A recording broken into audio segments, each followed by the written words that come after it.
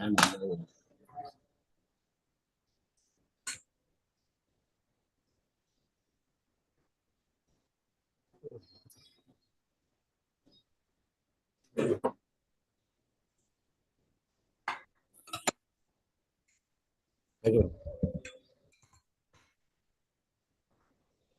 कृष्ण। हरे कृष्ण प्रभु जी।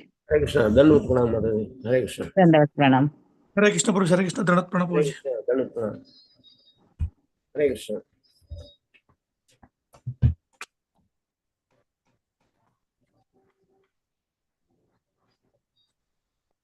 ನಾವು ಶುರು ಮಾಡುವ. ನಿಮ್ಮೆಲ್ಲರಿಗೂ ಈ ಮುಂಜಾನೆಯ ಶುಭ ಪ್ರೋಗ್ರಾಮ್ಗೆ ತಮ್ಮೆಲ್ಲರಿಗೂ ಸ್ವಾಗತ. ಹರೇ ಕೃಷ್ಣ. ನಾವು ಜಯ ರಾಧಾ ಮಾಧವ ಹಾಡುವ. ಜಯ ರಾಧಾ ಮಾಧವ ಕುಂಜ ಬಿಹಾರಿ, ಜಯ ರಾಧಾ ಮಾಧವ ಕುಂಜ ಬಿಹಾರಿ, ಜಯ गोपीजन वल्लभ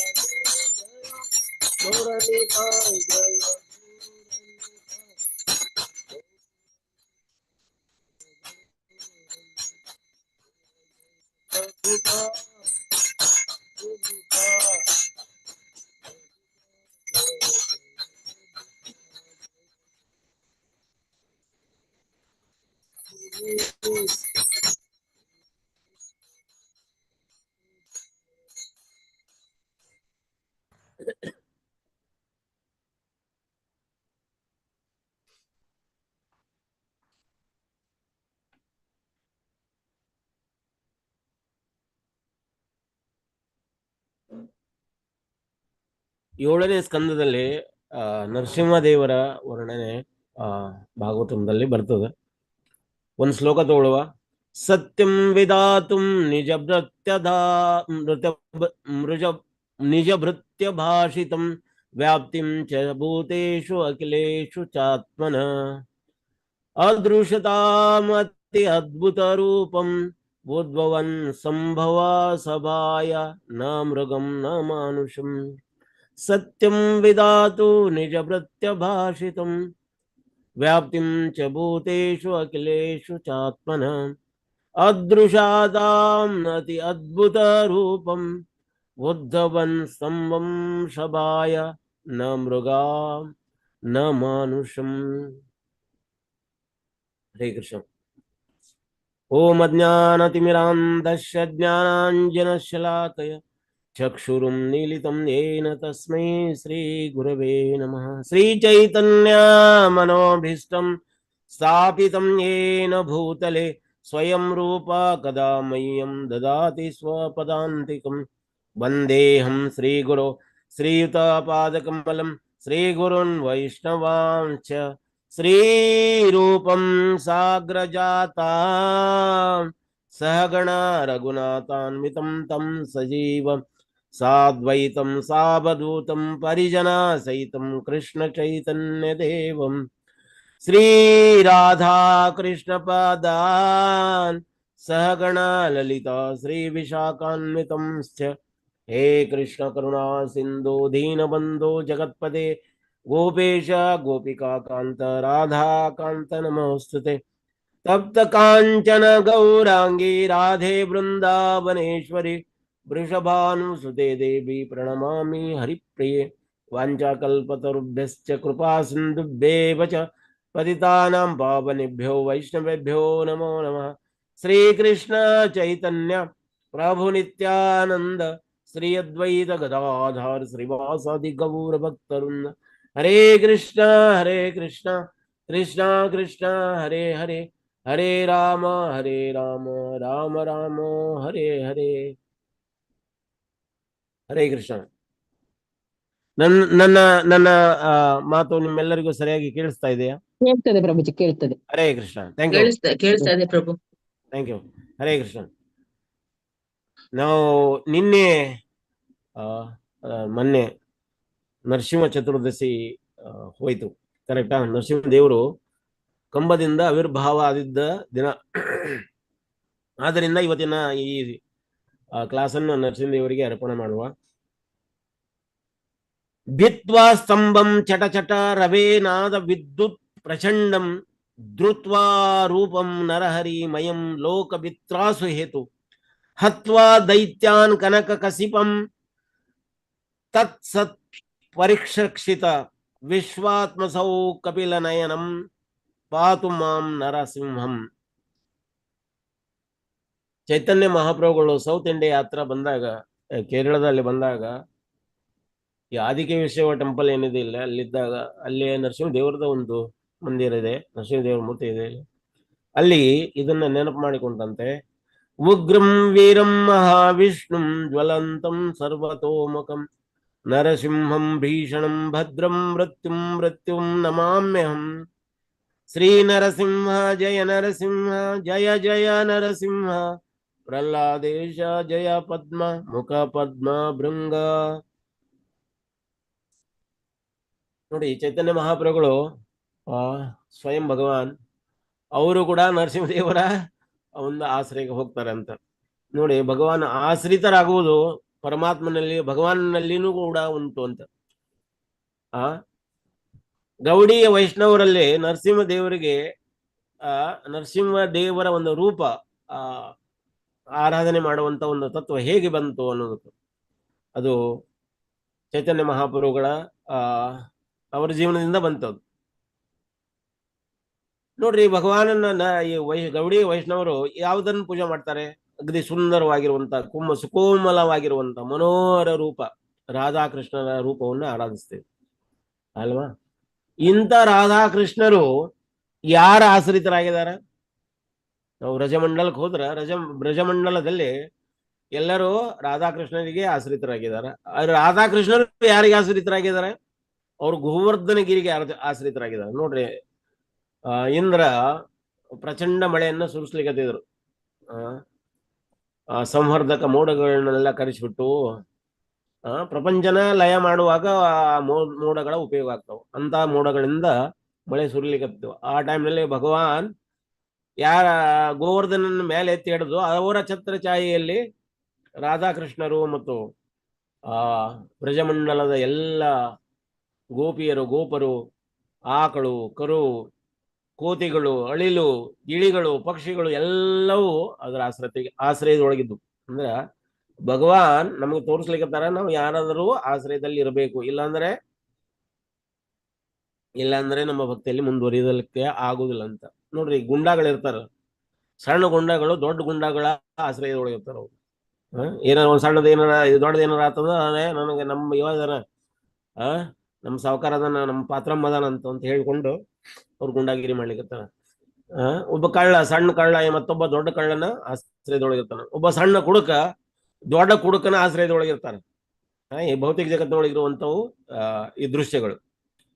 ಆದ್ರೆ ಭಕ್ತರು ಮತ್ತೊಬ್ಬ ಮಹಾನ್ ಭಕ್ತರ ಆಶ್ರಯದಲ್ಲಿ ಇರಬೇಕು ಅದನ್ನ ಭಗವಾನ್ ಸ್ವತಃ ತೋರಿಸ್ತಾ ಇದ್ದಾರೆ ಅಂತ. ಗೌರಾಂಗ ಮಹಾಪ್ರಭು ಯಾರ ಆಶ್ರಯದಲ್ಲಿದ್ರು? ನರಸಿಂಹ ದೇವರ ಆಶ್ರಯ ತೆಗೆದುಕೊಳ್ತಿದ್ರು. ಗೌಡೀಯ ವೈಷ್ಣವರಿಗೆ ನರಸಿಂಹರ ಆಶ್ರಯ ತೆಗೆದುಕೊಳ್ಳುವುದು ಬಹಳ ಮುಖ್ಯವಾದದ್ದು. ಉದಿಲು ಅರುಣ ಪೂರವ ಭಾಗೆ ದ್ವಿಜಮಣಿ ಗೌರಮಣಿ ಜಾಗೆ. ನೋಡ್ರಿ, ನಗರ ಸಂಕೀರ್ತನ ಮಾಡ್ತಾ ಇರ್ಬೇಕಾದ್ರೆ ಬಹಳಷ್ಟು ವೈಷ್ಣವರು ಎಲ್ಲಿ ನವದ್ವೀಪದಲ್ಲಿ ನಗರ ಸಂಕೀರ್ತನಕ್ಕೆ ಹೋಗ್ತಾ ಇದ್ದಾರೆ. ಅಲ್ಲಿ ನಗರ ಸಂಕೀರ್ತನ ಮಾಡಬೇಕಾದಾಗ ಚಾಂದ್ ಕಾಜಿ ಅಂತ ಮುಸ್ಲಿಂ ಬಾದಶಾ ಅಲ್ಲಿದ್ದ. ಅವ ಏನ್ ಮಾಡಿದ, ಇಷ್ಟೊಂದು ಜನ ಇವರೆಲ್ಲ ನಗರ ಸಂಕೀರ್ತನ ಮಾಡ್ತಾ ಇದಾರ, ಹರಿನಾಮ ತಗೊಳ್ತಾ ಇದಾರ ಅನ್ನೋಕೆ ಅವಂಗ ಭಯ, ಹೊಟ್ಟೆ ಕಿಚ್ಚು ಆಯ್ತು. ಏನು ಹೊಟ್ಟೆ ಕಿಚ್ಚು? ಎಲ್ಲ ಇವರೆಲ್ಲ ಮುಸಲ್ಮಾನರನ್ನೆಲ್ಲ ಹಿಂದೂಗಳನ್ನಾಗಿ ಪರಿವರ್ತನೆ ಮಾಡಿಬಿಡ್ತಾರಂತೆ. ಯಾಕಂದ್ರೆ ಉದಾಹರಣೆ ಯಾವ್ದಿತ್ತು? ಒಬ್ಬ ಮುಸಲ್ಮಾನ ವ್ಯಕ್ತಿ ಮಹಾನ್ ನಾಮಾಚಾರ್ಯ ಹರಿದಾಸ್ ಠಾಕೂರ್ ಆದರು. ಮುಸಲ್ಮಾನ ವ್ಯಕ್ತಿ ಇಂಥ ದೊಡ್ಡ ಹರಿದಾಸ್ ಠಾಕೂರು ನಾಮಾಚಾರ್ಯರು ಅನ್ಸ್ಕೊಳ್ಬೇಕಾದ್ರೆ ಮತ್ತೆ ಇವರೆಲ್ಲ ಸುಮ್ಮನೆ ಸಾಧಾರಣ ಎಲ್ಲ ಹರಿನಾಮ ಮಾಡೋರು, ಅದಕ್ಕೆ ಇವ್ರಿಗೆ ಏನಾದ್ರು ಮಾಡ್ಬೇಕು ಅಂತ ಹೇಳ್ಬಿಟ್ಟು ಅವರು ಮೃದಂಗ ಗಿದಂಗಗಳನ್ನೆಲ್ಲ ಒಡೆದು ಹಾಕಿ, ಅವರು ಛತ್ರ ಚಾಮರ ಏನಾರು ತಮ್ಮದಿದ್ರ ಅವನ್ನೆಲ್ಲ ಮುರಿದು ಹಾಕಿ ಸಂಕೀರ್ತನ ಆಂದೋಲನನೆಲ್ಲ ಒಂದು ರೀತಿ ಅಸ್ತವ್ಯಸ್ತ ಮಾಡಿದರು. ಭಕ್ತರೆಲ್ಲ ಓಡ್ತಾ ವಾಪಸ್ ಬಂದು ಚೈತನ್ಯ ಮಹಾಪ್ರಭು ಹೇಳ್ತಾರ, ಮಹಾಪ್ರಭು ಇವ ಬಲರಾಮರ ಮೇಲೆ ಅಟ್ಯಾಕ್ ಮಾಡಿದ ಅಂತ. ನೋಡ್ರಿ, ಇವೆಲ್ಲ ಮೃದಂಗ ಆಗ್ಲಿ, ಚಾಮರ ಆಗ್ಲಿ, ಕರ್ತಾಳ ಆಗ್ಲಿ, ಅಥವಾ ಈ ಮಂದಿರ ಆಗ್ಲಿ, ಯಾವುದೇ ವಸ್ತುಗಳದವಲ್ಲೆಲ್ಲವೂ ಬಲರಾಮನ ವಿಸ್ತೃತ ರೂಪಗಳು. ಅದಕ್ಕೆ ಅವರು ಆ ರೀತಿ ಹೇಳ್ತಾ ಇದಾರ, ಬಲರಾಮನ ಮೇಲೆ ಅಟ್ಯಾಕ್ ಮಾಡಿದವ ಯಾರವನ್? ಮಹಾಪ್ರಭು ಅಗ್ನಿ ಕ್ರೋಧಿತರಾಗಿ, ಎಲ್ಲಿ ನನ್ನ ಸುದರ್ಶನ ಅಂತ ಸುದರ್ಶನ ಕರೆದ್ರು.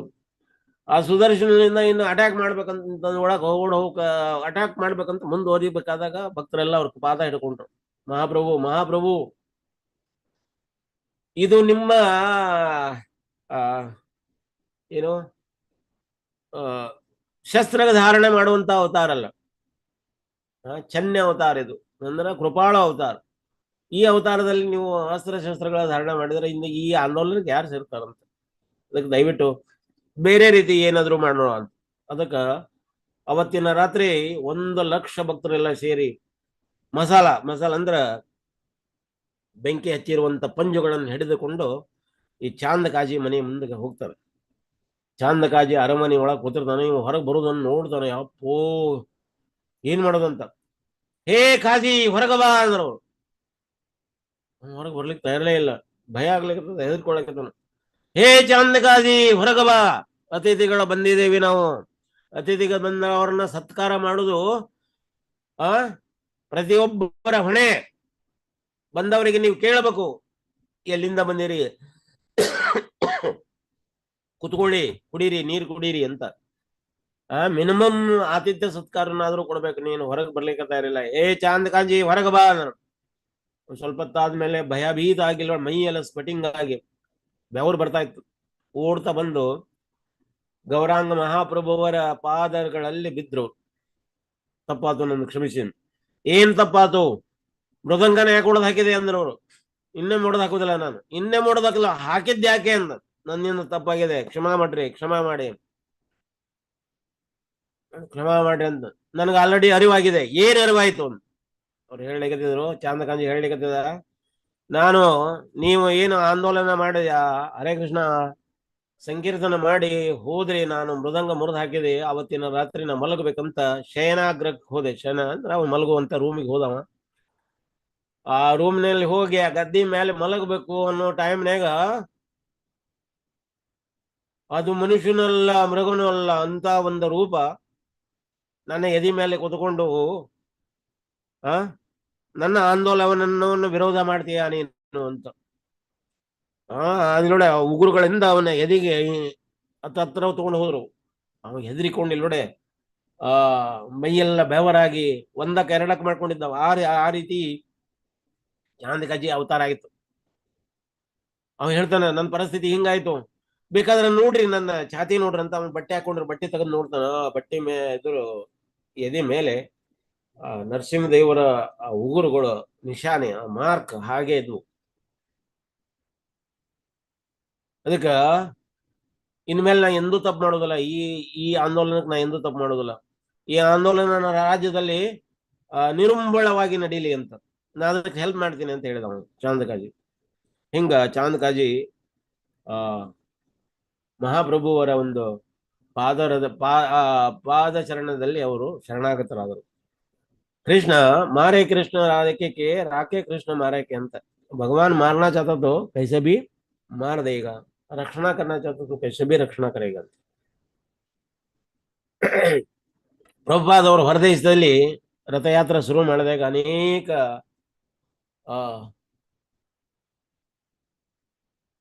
ಅನೇಕರು ಅವ್ರನ್ನ ವಿರೋಧ ಮಾಡೋರಿದ್ರು, ಮತ್ಸರ ಹೊಟ್ಟೆ ಕಿಚ್ಚು ಪಡೋರು ಇದ್ರು.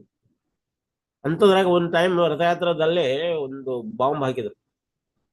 ಅನೇಕ ಮಂದಿ ಭಕ್ತರಿಗೆ ಗಾಯಗಳಾದವು, ಸಣ್ಣ ಪುಟ್ಟ ಗಾಯಗಳಾದವು. ಹೊಗೆಯನ್ನು ತುಂಬಿಕೊಂಡು ಬಿಟ್ಟಿತ್ತು. ಮಂದಿರ ಎಲ್ಲ ಹೊಗೆಯನ್ನು ತುಂಬಿಕೊಂಡು ತುಳಿತು. ಅದಕ್ಕೆ ಪ್ರಭುಪಾದ್ ಅವರು ಇದಕ್ಕೆ ನಾವೇನಾದ್ರೂ ಒಂದು ಮಾಡ್ಲೇಬೇಕು ಅಂತ ಪ್ರಭುಪಾದ್ ಅವರು ಅವ್ರೇನ್ ಮಾಡಿದ್ರು, ನರಸಿಂಹ ಆರತಿ ಹೇಳ್ಕೊಡ್ಲಿಕ್ಕೆ. ನರಸಿಂಹ ಆರತಿ ಅಂದ್ರೆ ಈಗ ನಾವು ನಮಸ್ತೆ ನರಸಿಂಹಾಯ ಪ್ರಹ್ಲಾದಲ್ಲಾದದಾಯಿ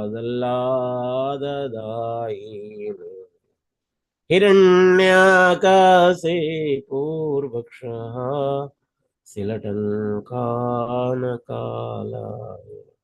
ಏತೋ ನರಸಿಂಹ ಪರತೋ ನರಸಿಂಹ ಯತೋ ಯತೋ ಯಾಮಿ ತತೋ ನರಸಿಂಹ.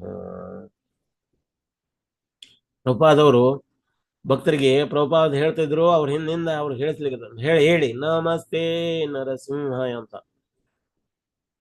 ಅದನ್ನ ಈ ನರಸಿಂಹ ಆರತಿನ 2 ಪಾರ್ಟ್ ನಲ್ಲಿ ಇದೆ. ಮೊದಲನೇ ಪಾರ್ಟ್ ಏನಿದೆ, ಮೊದಲನೇ ಚರಣದಲ್ಲಿ ನಮಸ್ತೆ ನರಸಿಂಹಾಯ ಅನ್ನೋದು ಏನತ್ತಲ್ಲ, ಇದು ನರಸಿಂಹ ಪುರಾಣದಿಂದ ತೆಗೆದುಕೊಂಡಿದ್ದಾರೆ ಪ್ರಭುಪಾದ. ನರಸಿಂಹ ಪುರಾಣದಿಂದ ಈ ಮೊದಲನೇ ಪಾರ್ಟ್ ಅನ್ನು ತಗೊಂಡ್ರು.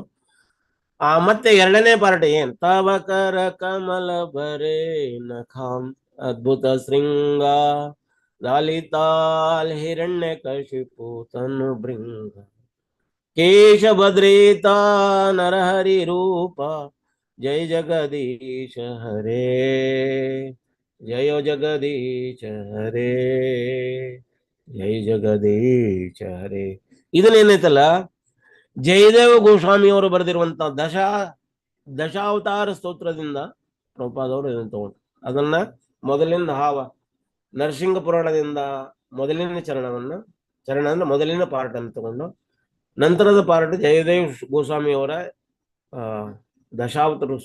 ದಶಾವತಾರ ಸ್ತೋತ್ರದಿಂದ ತಗೊಂಡ್ರು. ತವಕರ ಕಮಲ ಅವರೇ ಅದನ್ನ 2 ಜಾಯಿಂಟ್ ಮಾಡಿ ಅದನ್ನ ನೆನತಿ ಪ್ರಭುಪಾದ್ ಅವರು ಭಕ್ತರು ಕೊಟ್ಟರು. ಅಂದ್ರೆ ಅದಕ್ಕಿಂತ ಮೊದಲ ಇದನ್ನ ನರಸಿಂಹ ಆರತಿ ಹಾಡ್ತಾ ಇರಲಿಲ್ಲ. ಗೌಡಿಯ ವೈಷ್ಣವದಲ್ಲಿ ನರಸಿಂಹ ಆರತಿ ಪ್ರಭುಪಾದ್ ಅವರಿಂದ ಶುರುವಾಯ್ತು. ಬರೇ ನರಸಿಂಹ ಆರತಿ ದಿನದಲ್ಲಿ 3 ಟೈಮ್ ಮಂದಿರದಲ್ಲಿ ನರಸಿಂಹ ಆರತಿ ಮಾಡಿಸ್ತಾರ. ನರಸಿಂಹ ಆರತಿ ಮತ್ತು ತುಳಸಿ ಆರತಿ 3 ಟೈಮ್ ಮಾಡ್ತಾರೆ. ಅಂದ್ರೆ ಸಂಧ್ಯಾ ಟೈಮ್ನಾಗ ಏನಿರ್ತದಲ್ಲ, ಆ ಸಂಧ್ಯಾ ಟೈಮ್ನಲ್ಲಿ ನರಸಿಂಹ ಆರತಿ ತುಳಸಿ ಆರತಿ ಮ್ಯಾಂಡೇಟರಿ ಅಂತ ಒಂದು ಪ್ರಭುಪಾದ್ ಅವ್ರು ಮಾಡಿದ್ದಾರೆ. ಓನ್ಲಿ ಇತೋ ನರಸಿಂಹ ಪರತೋ ನರಸಿಂಹ ಅಂದ್ರೆ ಬರೇ 3 ಸಂಧ್ಯದಲ್ಲಿ ಮಾತ್ರ ಅಲ್ಲ, ಯಾವಾಗ್ಲೂ ನಾವು ನರಸಿಂಹ ದೇವರ ನಾಮ ತಗೊಳ್ಬೇಕು ಅನ್ನುವಂಥದ್ದು ಪ್ರಭುಪಾದ್ ಅವರ ಒಂದು ಅಭಿಮತ. ಅದಕ್ಕ ಪ್ರಭುಪಾದ್ ಅವರು ಇದನ್ನ ಕೊಟ್ಟರು. ನರಸಿಂಹ ದೇವರ ಒಂದು ಚಿತ್ರಪಟನ ಮಂದಿರದಲ್ಲಿ ಹಾಕಿದ್ದರು. ಚಿತ್ರಪಟ ಅಂದ್ರೆ ನರಸಿಂಹ ದೇವರ ಲೀಲಾ ಮಾಡಿರುವಂತ ಆ ಚಿತ್ರ ಏನ ಇದೆ ಇಲ್ಲ, ನರಸಿಂಹ ಲೀಲಾ ಒಂದು ಅದ್ಭುತ ರೂಪ, ಅದನ್ನ ಹಾಕಿದ್ರು. ಪ್ರಭುಪಾದ್ ಅವರು ಹೋದಾಗ ಆ ಚಿತ್ರಪಟ ಕಾಣ್ತಾನೆ ಇರ್ಲಿಲ್ಲ. ಇಲ್ಲಿ ನರಸಿಂಹ ದೇವರ ಫೋಟೋ ಐತಲ್ಲ, ಏನಾಯ್ತು ಅಂತ ಯಾರು ತಗೊಂಡು ಹೋದ್ರನ್ನ. ಮತ್ತೆ ಅವರ ಪ್ರಭುಪಾದ್ ಅವರು ಬಂದ ಹೊತ್ನಾಗ ಅದನ್ನ ತರ್ತಾ ಇದ್ರು, ಅದನ್ನ ಹಾಕ್ತಾ ಇದ್ರು. ಮತ್ತೆ ಪ್ರಭುಪಾದ್ ಅವರು ಹೋದ್ಮೇಲೆ ಅದನ್ನ ತೆಗೆದು ಬಿಡ್ತಿದ್ರು ಭಕ್ತರು. ಮತ್ತೆ ವಾಪಸ್ ಪ್ರಭುಪಾದ್ ಬಂದಾಗ ಅದು ಇರುದಿಲ್ಲ.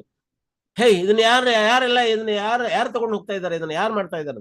ಪ್ರಭುಪಾದ್ ಅವರು ಪ್ರಶ್ನೆ ಕೇಳಿದಾಗ ಅವ್ರ ಶಿಷ್ಯರು ಹೇಳಿದ್ರು, ಯಾರು ಕಳುವು ಮಾಡಿಲ್ಲ ಈ ಚಿತ್ರಪಟನ, ನಾವೇ ತೆಗೆದಿಡ್ತಾ ಇದ್ದೀವಿ ಅಂತ. ಯಾಕೆ? ಪ್ರಭುಪಾದ್ ಅವ್ರಿಗೆ ಹೇಳಿದ್ರು, ಇದು ನಮಗೆ ಬಹಳ ಭಯಂಕರ ರೂಪ ಅನಿಸ್ತದ, ನಮಗೆ ಭಯ ಆಗ್ತದ. ಉಪಾದವರು ಹೇಳಿದ್ರು ನರಸಿಂಹದೇವರು ನರಸಿಂಹದೇವರಿಗೆ ನೀವು ಭಯ ಪಡೋ ಅವಶ್ಯಕತೆ ಇಲ್ಲ. ನರಸಿಂಹದೇವರು ತಾಯಿಯ ರೂಪದೊಳಗಿದ್ದಾರೆ, ತಂದೆಯ ರೂಪದೊಳಗಿದ್ದಾರೆ. ಮಕ್ಕಳಿಗೆ ಅವರು ಎಂದೂ ಭಯಾನಕವಾಗುವುದಿಲ್ಲ, ಬೀಭತ್ಸವಾಗುವುದಿಲ್ಲ. ಅವರಿಗೆ ಭಯ ಪಡೋ ಅವಶ್ಯಕತೆ ಇಲ್ಲ.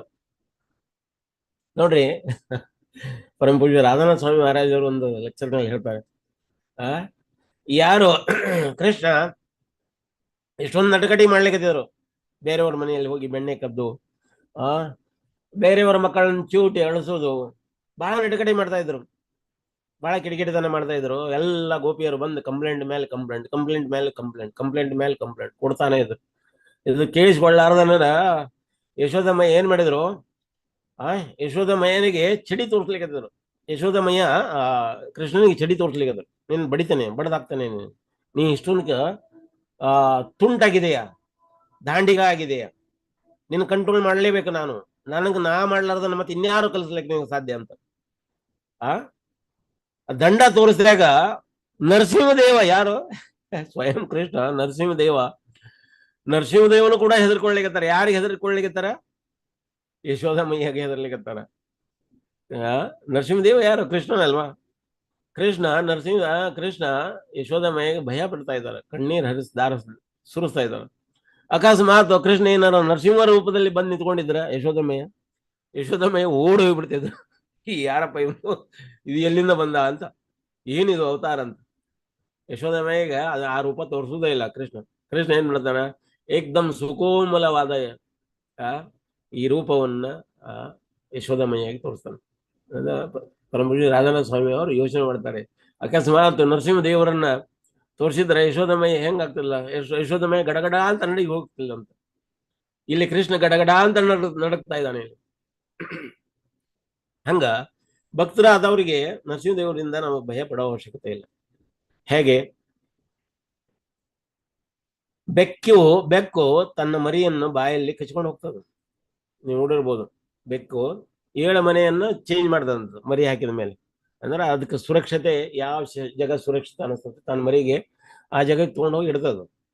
ತಗೊಂಡು ಹೋಗ್ಬೇಕಾದ್ರ ಬೆಕ್ಕು ತನ್ನ ಮರಿಯನ್ನ ತನ್ನ ಬಾಯಿಲೇ ಕಚ್ಕೊಂಡು ತಗೊಂಡು ಹೋಗ್ತಾ ಇದ್ದ. ಅದ್ರದ್ದು ಹಲ್ಲುಗಳು ಏನ್ ನೋಡ್ರಿ, ಹಲ್ಲುಗಳು ಅಷ್ಟೊಂದು ಶಾರ್ಪ್ ಇರ್ತಾವ. ನೀವು ಬೆಕ್ಕಿನ ಜೊತೆಗೆ ಆಟ ಆಡ್ಬೇಕಾದ್ರ ಅಥವಾ ಇದು ಮಾಡ್ಬೇಕಾದ್ರ ಉಗುರು ತಾಗಿದ್ವನು ಹತ್ತಿ ಬಿಡ್ತಾವ, ಅಷ್ಟು ಶಾರ್ಪ್ ಇರ್ತಾವ. ಏಕ್ದಮ್ ಪಾಲಿಶ್ ಮಾಡಿ ಇರ್ತದೆ, ಅಷ್ಟು ಸೂಕ್ಷ್ಮ ಚೂಪಾಗಿರ್ತಾವ, ಶಾರ್ಪ್ ಆಗಿರ್ತಾವ. ತನ್ನ ಮರಿಯನ್ನು ಹಿಡ್ಕೊಂಡು ಹೋಗ್ಬೇಕಾದ್ರೆ ಅದು ಬಾಯಲ್ಲಿ ಹಿಂಗ್ ಹಿಡ್ಕೊಂಡು ಹೋಗ್ಬೇಕಾದ್ರ ಅದಕ್ಕೆ ಏನೂ ನೋವು ಆಗುದಿಲ್ಲ. ಬೆಕ್ಕಿನ ಮರಿ ಯೋಚನೆ ಮಾಡ್ತದ, ಇಷ್ಟೊಂದು ಸುರಕ್ಷಿತವಾದ ಸ್ಥಾನ ನನಗೆ ಇನ್ನೆಲ್ಲಿ ಇರ್ಲಿಕ್ಕಿಲ್ಲ ಅಂತ. ಅದ ಇಲಿ ಮರಿಯನ್ನು ಹಿಡ್ಕೊಂಡು ಹೋದ್ರ ಇಲಿನ ಯಾವಾಗ ಅದ ಗಚಕ್ಕನ ತಿಂದಾಕ್ಬೋದು, ಇಂಥ ಭಯಂಕರವಾದ ಸ್ಥಾನ ನನಗೆ ಇನ್ನೆಲ್ಲಿ ಇಲ್ಲ ಅಂತ ಯೋಚನೆ ಮಾಡ್ತದೆ ಇಲಿ. ಹಂಗ ಭಕ್ತರಾದವ್ರಿಗೆ ಈ ನರಸಿಂಹದೇವರ ರೂಪ ಏನೈತಲ್ಲ, ಅದು ಭಯಾನಕ ಅಲ್ಲ, ಪ್ರೇಮ ರೂಪಕ್ಕದು. ಅದ ನರಸಿಂಹ ದೈತ್ಯರಿಗೆ, ರಾಕ್ಷಸರಿಗೆ, ದುಷ್ಟರಿಗೆ ಏನಾಗ್ತದೆ, ಭಯಂಕರವಾಗಿ ಕಾಣ್ತಾನೆ. ಅದಕ್ಕೆ ಪ್ರಭುಪಾದವರು ಮಾಯಾಪುರದಲ್ಲಿ ಮಂದಿರದ ಮೇಲೆ ಅಟ್ಯಾಕ್ ಆದಾಗೆಲ್ಲ ಅದಕ್ಕೆ ಅವರು ನರಸಿಂಹದೇವರ ಪ್ರತಿಷ್ಠಾಪನೆ ಮಾಡಿದ್ರಲ್ಲಿ. ಮಾಯಾಪುರ ನರಸಿಂಹದೇವರನ್ನ ಪ್ರಭುಪಾದವರು ಸ್ಥಾಪನೆ ಮಾಡ್ಲಿಕ್ಕೆ ಹೇಳಿದರು. ಹಿಂಗ ವಜ್ರಪಿ ಕಠೋರ, ಯಾರಿಗೆ? ದುಷ್ಟರಿಗೆ ವಜ್ರಪಿ ಕಠೋರ, ಭಕ್ತರಿಗೆ ಕುಸುಮಾಪುರ. ಕುಸುಮ ಅಂದ್ರೆ ಹೂ, ಯಾವ ಹೂ? ಕಮಲದ ಹೂ ಆದಂಗ ಆಗ್ತದೆ. ಭಗವಾನನ ಕೈಗಳು, ಆ ಕೈಗಳಲ್ಲಿರುವಂತ ನಾಖೂನ್ ಅಂದ್ರೆ ಉಗುರು ಎಷ್ಟೊಂದು ಶಾರ್ಪ್ ಆಗಿರ್ತಾವು. ಈಗ ನಾವಂತೂ ಶಿವನ ಡೈರೆಕ್ಟ್ ಆಗಿ ನೋಡ್ಲಿಲ್ಲ, ಮತ್ ಬೇರೆ ಜೀವದಲ್ಲಿ ನೋಡಿರ್ಬೋದು. ಈಗ ಶಿವನ ಒಂದು ಪ್ರತಿರೂಪದಲ್ಲಿರುವಂತವು ಇವು ಅಂದ್ರೆ ಈಗ ಬೆಕ್ಕುಗಳು. ಆ ಬೆಕ್ಕುಗಳನ್ನ ನೋಡ್ರಿ, ಆ ಬೆಕ್ಕಿನ ಒಂದು ಉಗುರುಗಳು ಎಷ್ಟೊಂದು ಶಾರ್ಪ್ ಸೂಕ್ಷ್ಮ ಆಗಿರ್ತಾವ. ಹಂಗಿರುವಂತ ನರಸಿಂಹದೇವರ ಉಗುರುಗಳು ಭಕ್ತರಿಗೆ ಏನಾಗ್ತದೆ, ಕರಕಮಲ. ಅವರ ಕೈ ಎಲ್ಲ ಕಮಲದ ಹೂ ಇದ್ದಂಗೆ ಇರ್ತಾವಂತ. ಆ ಹೂವಿನಲ್ಲಿ ಅರಳಿರುವಂತ ದಳಗಳ ಇದ್ದಂಗಿರ್ತಾವ, ಏನು ಉಗುರು. ಅಷ್ಟು ಸುಕೋಮಲವಾಗಿರ್ತದಂತ. ಆದ್ರೆ ಅದೇ ಉಗುರುಗಳು ದುಷ್ಟರಿಗೆ ಏನಾಗ್ತಾವು, ಒಂದ್ ರೀತಿ ಚಣ, ಒಂದ್ ರೀತಿ ವ್ಯಾಜ್ ಇದ್ದಂಗ. ಆ ಎದಿನ ಹರಿದು ತೆಗಿಬೇಕಾದ್ರ ಒಳಗೆ ಹೆಂಗ ಆಳಕ್ ಇಳಿಸ್ತಂಗ ಮೊಳೆನ ಇಟ್ಟು ಹೊಡೆದ್ರೆ ಹೆಂಗಾಗ್ತದೆ, ಮೊಳೆ ಆಳಕ್ ಇಳಿತಾ ಹೋಗ್ತದೆ ಮರದ ಒಂದು ಹಲಿಗೆ ಮೇಲೆ. ಹಂಗ ಇವ್ರ ಉಗುರುಗಳ ಆ ಎದಿಗೆ ಹಾಕಿದ್ರೆ ಸಾಕು, ಅದು ಹಂಗ ಎದಿ ಒಳಗೆ ಇಳಿತಾನೆ ಇರ್ತತಿ ಹರಿಲಿಕ್ಕೆ ಅಂತ. ಪ್ರಹ್ಲಾದ ಮಹಾರಾಜರು ಪ್ರಹ್ಲಾದ ಮಹಾರಾಜರು ತಲೆ ಮೇಲೆ ಅವರು ಕೈ ಇಟ್ರು. ಯಾರು? ನರಸಿಂಹದೇವರು. ಕೈ ಇಟ್ಟಾಗ ಅವರಪ್ಪನ ಆಲ್ರೆಡಿ ಹೊಟ್ಟೆ ಹರಿದು ಬಂದಿದ್ರು. ಹರಿದು ಬಂದ ಹೊತ್ತಿನಾಗ ಹಿಂಗ ಇಟ್ಟಾಗ ಆ ಉಗುರುಗಳ ಮೂಲಕ ರಕ್ತ ಇಳಿತಾ ಇತ್ತು, ಹನಿ ಹನಿಯಾಗಿ ಬೀಳ್ತಾ ಇತ್ತು ಉಗುರುಗಳ ಮೂಲಕ. ಇಷ್ಟೊಂದು ಕಠಿಣವಾಗಿರುವಂತವು, ವಜ್ರದ ಕಠಿಣವಾಗಿರುವಂತಹ ಉಗುರುಗಳು ನರಸಿಂಹ ಪ್ರಹ್ಲಾದನ ತಲೆ ಮೇಲೆ ಇಟ್ಟಾಗ ಈ ಅಂಗೈ ಇಟ್ರಂತ, ಅಂಗೈ ಇಟ್ಟಾಗ ಅಷ್ಟೊಂದು ಮೃದುವಾಗಿತ್ತು ಅಂಗೈ. ಅದನ್ನ ಪ್ರಹ್ಲಾದನಿಗೆ ತಾಗಬಾರದು ಅಂತಂದು ಹಾಗೆ ಅದನ್ನು ಹೊರಗಡೆ ಇಟ್ಟಿದ್ರಿ ಈ ರೀತಿ. ಅಂದ್ರೆ ಎಷ್ಟೊಂದು ಪಿತೃವಾತ್ಸಲ್ಯವನ್ನ ಪ್ರಹ್ಲಾದ ಮಹಾರಾಜರಿಗೆ ತೋರಿಸ್ತಾ ಇದ್ದಾರೆ. ಪ್ರಹ್ಲಾದ ಮಹಾರಾಜ ಹಿಂಗ ಕೇಶವದ್ರೀತ ನರಹರಿ ರೂಪ. ಈ ಕೇಶವ ಅಂದ್ರೆ ಏನು? ಕೇಶವ ಅನ್ನುವಂತ ಶಬ್ದ ಎರಡು ರೀತಿ ಅರ್ಥ. ಕೇಶವ ಅಂದ್ರೆ ಒಳ್ಳೆ ಸುಂದರವಾದ ಬಾಲವನ್ನು ಉಳ್ಳವ, ಅಂದ್ರೆ ಒಳ್ಳೆ ಕೂದಲು, ಸುಂದರವಾಗಿರುವಂತ ಕರ್ಲಿ ಹೇರ್ ಭಗವಾನಂದು. ಅದಕ್ಕೆ ಚೆನ್ನಕೇಶವ ಅಂತ ರಾಮಾನುಚಾರ್ಯರು ಈ ಬೇಲೂರು ಹಳೆಬೀಡಿನಲ್ಲಿ ಚೆನ್ನಕೇಶವ ಮಂದಿರವನ್ನು ಪ್ರತಿಷ್ಠಾಪನೆ ಮಾಡಿದ್ದಾರೆ. ಚೆನ್ನಕೇಶವ ಅಥವಾ ವಿಜಯಕೇಶವ, ವಿಜಯನಾರಾಯಣ ಅಂತ ಕರೀತಾರೆ ಅವರು. ಅವರ ಕೂದಲು ಇಷ್ಟೊಂದು ಸುಂದರವಾಗಿದವಂತ ಸಲುವಾಗಿ ಅವ್ರಿಗೆ ಚೆನ್ನಕೇಶವ. ಚೆನ್ನಕೇಶವ ಅವ್ರ ಕೇಶ ಅಷ್ಟೊಂದು ಸುಂದರವಾಗಿದವಂತ ಭಗವಾನನ ಕೇಶನ. ನಮ್ಮೆಲ್ಲ ಕೇಶ ಹೆಂಗಿರ್ತಾವ, ಒಂದೇನ ತೊಳಿಲಿಲ್ಲ ಅಂದ್ರೆ ಏನಾಗ್ತದೆ, ನಮ್ ಕೇಶ ಇನ್ನೊಬ್ರು ನೋಡ್ಲಿಕ್ಕೆ ಬರುವಂಗ ಆಗ್ತಾವ. ಈ ಕೇಶವ ಅನ್ನುವಂತ ಇನ್ನೊಂದು ಶಬ್ದಕ್ಕೆ ಏನೈತೆ ಅಂದ್ರೆ, ಕೆ ಅಂದ್ರ ಬ್ರಹ್ಮ, ಶವ ಅಂದ್ರೆ ಶಿವ ಅಂತ ಇಲ್ಲಿ. ಬ್ರಹ್ಮನನ್ನು ಕಂಟ್ರೋಲ್ ಮಾಡವ, ಶಿವನನ್ನು ಕಂಟ್ರೋಲ್ ಮಾಡವ ಯಾರಂದ್ರ ಅವರು ನರಸಿಂಹದೇವರು ಅಂತ. ಅವರು ನರಸಿಂಹದೇವರು ಅಂತ. ಅದಕ್ಕ ಜಯದೇವ ಗೋಸ್ವಾಮಿ ಅವರು ಪ್ರೂಫ್ ಕೊಡ್ತಾರ. ಏನ್ ಪ್ರೂಫ್ ಕೊಡ್ತಾರ? ಕೇಶವದ್ರೀತ ನರಹರಿ ರೂಪ ಜಯ ಜಗದೀಶ ಹರೇ, ಜಯೋ ಜಗದೀಶ ಹರೇ, ಜಯ ಜಗದೀಶ ಹರೇ. ಅಂದ್ರೆ ಬೇರೆ ಬೇರೆ 10 ರೂಪಗಳಲ್ಲಿ ಕೂಡ ಅವರು ಭಗವಾನನ್ನ ಏನು ರೂಪಗಳಲ್ಲಿ ಆ ರೂಪದಲ್ಲಿ ಅವ್ರು ಹೇಳ್ತಾರ ಜಯ ಜಗದೀಶ ಹರೇ, ಹರೇ ಹರೇ ಹರೇ ಹರೇ ಅಂತ ಹೇಳ್ತಾರ. ಹರೇ ಅಂದ್ರ ನೋಡ್ರಿ, ಸೌತ್ ಆಫ್ರಿಕಾದಲ್ಲಿ ಒಂದು ಘಟನೆ, ಒಂದು ಸ್ಟೋರಿ ನಡೀತು. ಸೌತ್ ಆಫ್ರಿಕಾದಲ್ಲಿ ಒಂದು ಭಕ್ತರ ಮನೆಯಲ್ಲಿ ಮಗು ಹೊರಗಡೆ ಆಡ್ಲಿಕ್ಕತ್ತದ ರಸ್ತದಲ್ಲಿ. ಅವರಪ್ಪ ಮನೆ ಮೇಲ್ಗಡೆ ಇದ್ದಾನೆ, ಹೊರಗೆ ಆಡ್ಲಿಕ್ಕತ್ತದಲ್ಲ, ಆ ಕಡೆಯಿಂದ ಒಂದು ಟ್ರಕ್ ಬರ್ತದ. ಟ್ರಕ್ಕು ಮಗು ಅಲ್ಲೇ ಆಡ್ತಾ ಆಡ್ತಾ ಚಂಡ್ ಉರುಳು ಹೋಗ್ತದ. ಹೋದ್ ಗುಡ್ಲೇನ ಆ ಚಂಡ್ ತಗೊಳ್ಲಿಕ್ಕೆ ಹೋಗ್ತದೆ, ಆ ಟ್ರಕ್ ಅದೇ ಟೈಮ್ ಬರ್ತದೆ, ಡ್ಯಾಶ್ ಹೊಡಿತದೆ. ಘಟನೆ ಇಷ್ಟ ಆಗ್ತದೆ. ಆಮೇಲೆ ಆ ಮಗು ಹೋಗಿ ಆ ಮುಂದಿನ ಪಾರ್ಕ್ ನಲ್ಲಿ ಬೀಳ್ತದೆ. ಬಿದ್ದು ಗುಡ್ಲೆ ಅಪ್ಪ ನೋಡ್ತಾನೆ, ನೋಡಿದವನು ಇಷ್ಟೊಂದು ಫಾಸ್ಟ್ ಆಗಿ ಕೆಳಗೆ ಓಡಿ ಬರ್ತಾನೆ. ಓಡಿ ಬಂದವನ ಮಗುನ ಕಡೆಗೆ ಹೋಗ್ತಾನೆ. ಮಗು ಎಲ್ಲ ಒಂದ್ ಸ್ವಲ್ಪ ರಕ್ತ ಪಕ್ತ ಎಲ್ಲ ಬರ್ತಾ ಇತ್ತು. ಅದನ್ನ ಎತ್ಕೊಂಡು ಹೋಗ್ತಾನೆ. ಎತ್ಕೊಂಡು ಹೋಗಿ ಹಾಸ್ಪಿಟ್ಲಿಗೆ ಅಡ್ಮಿಟ್ ಮಾಡ್ತಾರೆ. ಹಾಸ್ಪಿಟ್ಲಿಗೆ ಎಕ್ಸ್ರೇ ತೆಗಿತಾರ. ನರ್ಸ್ ಎಲ್ಲ ಬಂದು ಎಕ್ಸ್ರೇದಲ್ಲಿ ಹೇಳ್ತಾರೆ ಏನ್ ಪ್ರಾಬ್ಲಮ್ ಇಲ್ಲ ಮಗು, ಏನ್ ಪ್ರಾಬ್ಲಮ್ ಇಲ್ಲ. ಈ ಎಕ್ಸ್ರೇ ನೋಡ್ರಿ ಮಗುಂದ, ಅದ್ರೊಳಗೆ ಏನೂ ಇಲ್ಲ, ಯಾವುದೂ ಫ್ರಾಕ್ಚರ್ ಆಗಿಲ್ಲ, ಏನೂ ಇಲ್ಲ. ಅಲ್ಲಲ್ಲ, ಇದು ನಮ್ಮ ಮಗುಂದ ಇರ್ಲಿಕ್ಕಿಲ್ಲ, ನೀವು ತಪ್ಪಾಗಿ ಮತ್ತೊಂದು ಬೇರೆದು ಏನಾರ ತಗೊಂಡಿದ್ರಿ ನೋಡ್ರಿ. ಎಕ್ಸ್ರೇ ಬೇರೆ ಕಡೆಯಿಂದ ತೆಗಿದ್ರಿ. ಎಕ್ಸ್ರೇ ಅದು ಪೂರ ಶರೀರದೊಳಗೆ ಎಲ್ಲಾ ಕಡೆಗಿಂದ ಶರೀರದೊಳಗನು ಎಕ್ಸ್ರೇ ಮಾಡ್ತಾ ಹೋದ್ರು, ಏನು ಯಾವುದು ಡ್ಯಾಮೇಜ್ ಆಗಿರ್ಲಿಲ್ಲ, ಯಾವ ಕಾಲುಗಳು ಮುರಿದಿರ್ಲಿಲ್ಲ. ಅದೇ ಹೇಗೆ ಸಾಧ್ಯ? ಕಣ್ಣಾರೆ ನೋಡಿದೀನಿ, ಆ ಲಾರಿ ಅದು ಹಾದು ಹೋಗಿದೆ. ಅದಕ್ಕ ಇದು ನಿನ್ ಮಗುಂದೇ, ಇದು ನೀನ್ ಯಾಕೆ ಆ ರೀತಿ ಯೋಚನೆ ಮಾಡ್ತಾ ಇದ್ದ? ನೋಡಿ ಎಕ್ಸ್ರೇನ. ಆಮೇಲೆ ಸ್ವಲ್ಪ ಹೊತ್ತಾದ್ಮೇಲೆ ಮಗು ಜ್ಞಾನ ತಪ್ಪಿತ್ತು, ಅದು ಎಚ್ಚರಗೊಂಡಾಗ ಆ ಮಗುನ್ ಮಾತಾಡಿಸ್ತಾ ಇದ್ದಾನೆ ಅವರಪ್ಪ. ಅಮ್ಮ ನಿನಗೇನು ಆಗ್ಲಿಲ್ವಾ ಅಂತ ಮಗು ಹೇಳ್ತದೆ. ಅಪ್ಪ ನಾನು ಚೆಂಡ್ ತೊಂಬರ್ಲಿಕ್ಕೆ ಹೋದೆ, ಗಾಡಿ ಜೋರಾಗಿ ಬಂತು. ನಾ ನರಸಿಂಹದೇವರಿಗೆ ಭಾರಿ ಪ್ರೇಮ ನನ್ಗೆ, ಅದಕ್ಕೆ ನಾನು ಹೇ ನರಸಿಂಹ ಅಂತ ಕರೆದೆ.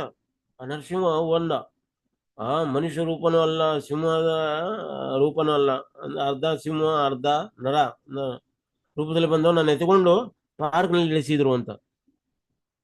ಹೌದಾ?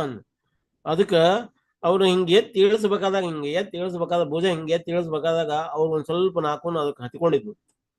ಆ ಮಗುವಿನ ಆ ಬಟ್ಟೆ ತೆಗೆದು ನೋಡಿದ್ರ ನಾಲ್ಕುನದ ಒಂದು ಇವು ಪ್ರಿಂಟ್ ಮಾರ್ಕು ಬಿದ್ದಿದ್ವು. ಆವತ್ತಿಂದ ಇವತ್ತಿನವರೆಗೂ ಸೌತ್ ಆಫ್ರಿಕಾದಲ್ಲಿ ನರಸಿಂಹ ದೇವರಿಗೆ ಇಷ್ಟೊಂದು ಅಟ್ರಾಕ್ಟಿವ್ ಆಗ್ಲಿಕ್ತಾರೆ ಭಕ್ತರು ಅಲ್ಲಿ. ಅಂದ್ರ ಪ್ರತಿ ದಿನನು ಪ್ರತಿ ಕ್ಷಣನು ನರಸಿಂಹ ದೇವರಿಗೆ ಅಟ್ರಾಕ್ಷನ್ ಆಗ್ಲಿಕ್ಕೆ. ಹಿಂಗ ನರಸಿಂಹ ದೇವರ ಒಂದು ಲೀಲಾವಳಿ ಸೌತ್ ಆಫ್ರಿಕಾದಲ್ಲಿ ನಡೀಲಿಕ್ಕೆ. ನರಸಿಂಹ ದೇವರು ಕಂಬ ಹೊಡೆದು ಬಂದ್ರು. ಕಂಬ ಹೊಡೆದು ಬರ್ಬೇಕಾದ್ರೆ ಆಕ್ಚುಲಿ ಪರಮಾತ್ಮ ಕಾಮದಿಂದಾನ ಬರ್ಬೇಕಂತ ಏನಿಲ್ಲ. ಎಲ್ಲ ಅಣು ರೇಣು ಕಣದಲ್ಲಿ ಅದಾನ. ಅಣೋರಣೀಯ ಮಹತೋ ಮಹಿಮ. ಯಾರು ಪುರಂದರದಾಸರು ಹಾಡ್ತಾರ, ಅಣೋರಣೀಯ ಮಹತೋ ಮಹಿಮ. ಅವ ಅಣುಗಳಲ್ಲಿ ಅವ ಅಣು ಆಗಿರೋದಾನ. ಮಹಾಮಹತೋ ಅಂದ್ರೆ ಅಗ್ನಿ ಮಹಾನ್. ಈಗ ದೊಡ್ಡ ದೊಡ್ಡ ಮೋಡಗಳಿಗಿಂತನೂ ದೊಡ್ಡ ವ್ಯಕ್ತಿ ಆಗಿದ್ದಾನೆ. ಎಲ್ಲ ಪ್ರತಿಯೊಂದು ವಸ್ತುಗಳಲ್ಲಿ ಅಣಿರೇಣು ಚಿರಕಾಷ್ಟದಲ್ಲಿ ಎಲ್ಲಾದ್ರಲ್ಲಿನೂ ಭಗವಾನ್ ಒಳಗಡೆ ಇದ್ದಾರೆ. ಅವ್ರು ಯಾವ ರೂಪದಲ್ಲಿ ಆದ್ರೂ ಪ್ರಕಟ ಆಗ್ಬೋದು. ಕಂಬ ಹೊಡೆದು ಹೊರಗೆ ಬಂದು ಹಿರಣ್ಯಕಶಿಪುವನ್ನ ಎದೆ ಹರಿದು ಅವನು ಕೊಂದು ಹಾಕಿದ ಮೇಲೆ ಲಕ್ಷ್ಮೀದೇವಿ ಹೇಳ್ತಾಳ, ಲಕ್ಷ್ಮೀದೇವಿನೂ ನೋಡ್ಲಿಕ್ಕತ್ತಿಲ್ಲ ಅಂತ. ಅಲ್ಲ, ಒಂದು ಅವಕಾಶನಾದ್ರೂ ಕೊಡ್ಬೇಕಾಯ್ತು ಅವನಿಗೆ. ಒಂದು ಅವಕಾಶ ಆದ್ರೂ ಯುದ್ಧ ಮಾಡ್ಲಿಕ್ಕೆ ಒಂದು ಇಷ್ಟಾದ ಅವಕಾಶ ಕೊಡ್ಬೇಕು. ಏನಿಲ್ಲ, ಕಂಬ ಹೊಡೆದ್ರಿ, ಹೋದ್ರಿ, ಅವ್ನು ಹಿಡ್ಕೊಂಡ್ರಿ, ಎದೆ ಹರಿದ್ರಿ, ಒಳಗಿನ ಎಲ್ಲ ಕರುಳುಗಳನ್ನ ತೆಗೆದು ಹಾಕಿದ್ರಿ. ಅವಾಗ ಏನೂ ಅವಕಾಶನ ಕೊಡೋದ ನನ್ನ ಕೊಂದು ಹಾಕಿದ್ರಲ್ಲ ನೀವು. ನೀವೆಂತ ಇದು? ಲಕ್ಷ್ಮೀದೇವಿ ನರಸಿಂಹದೇವ್ರನ್ನ ಬೈತಾ ಇದ್ದಾರೆ.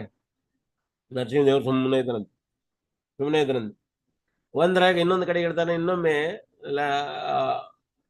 ಲಕ್ಷ್ಮೀ ಹೇಳ್ತಾಳೆ, ಇಂಥ ರೂಪನ ಎಂದೂ ನೋಡೇ ಇಲ್ಲ, ನಾನು ಅವ್ರ ಹತ್ರ ಹೋಗ್ಲಿಕ್ಕೆ ನಾವು ಅಲ್ಲೇ ಭಯ ಆಗ್ತದ ನನಗಂತ.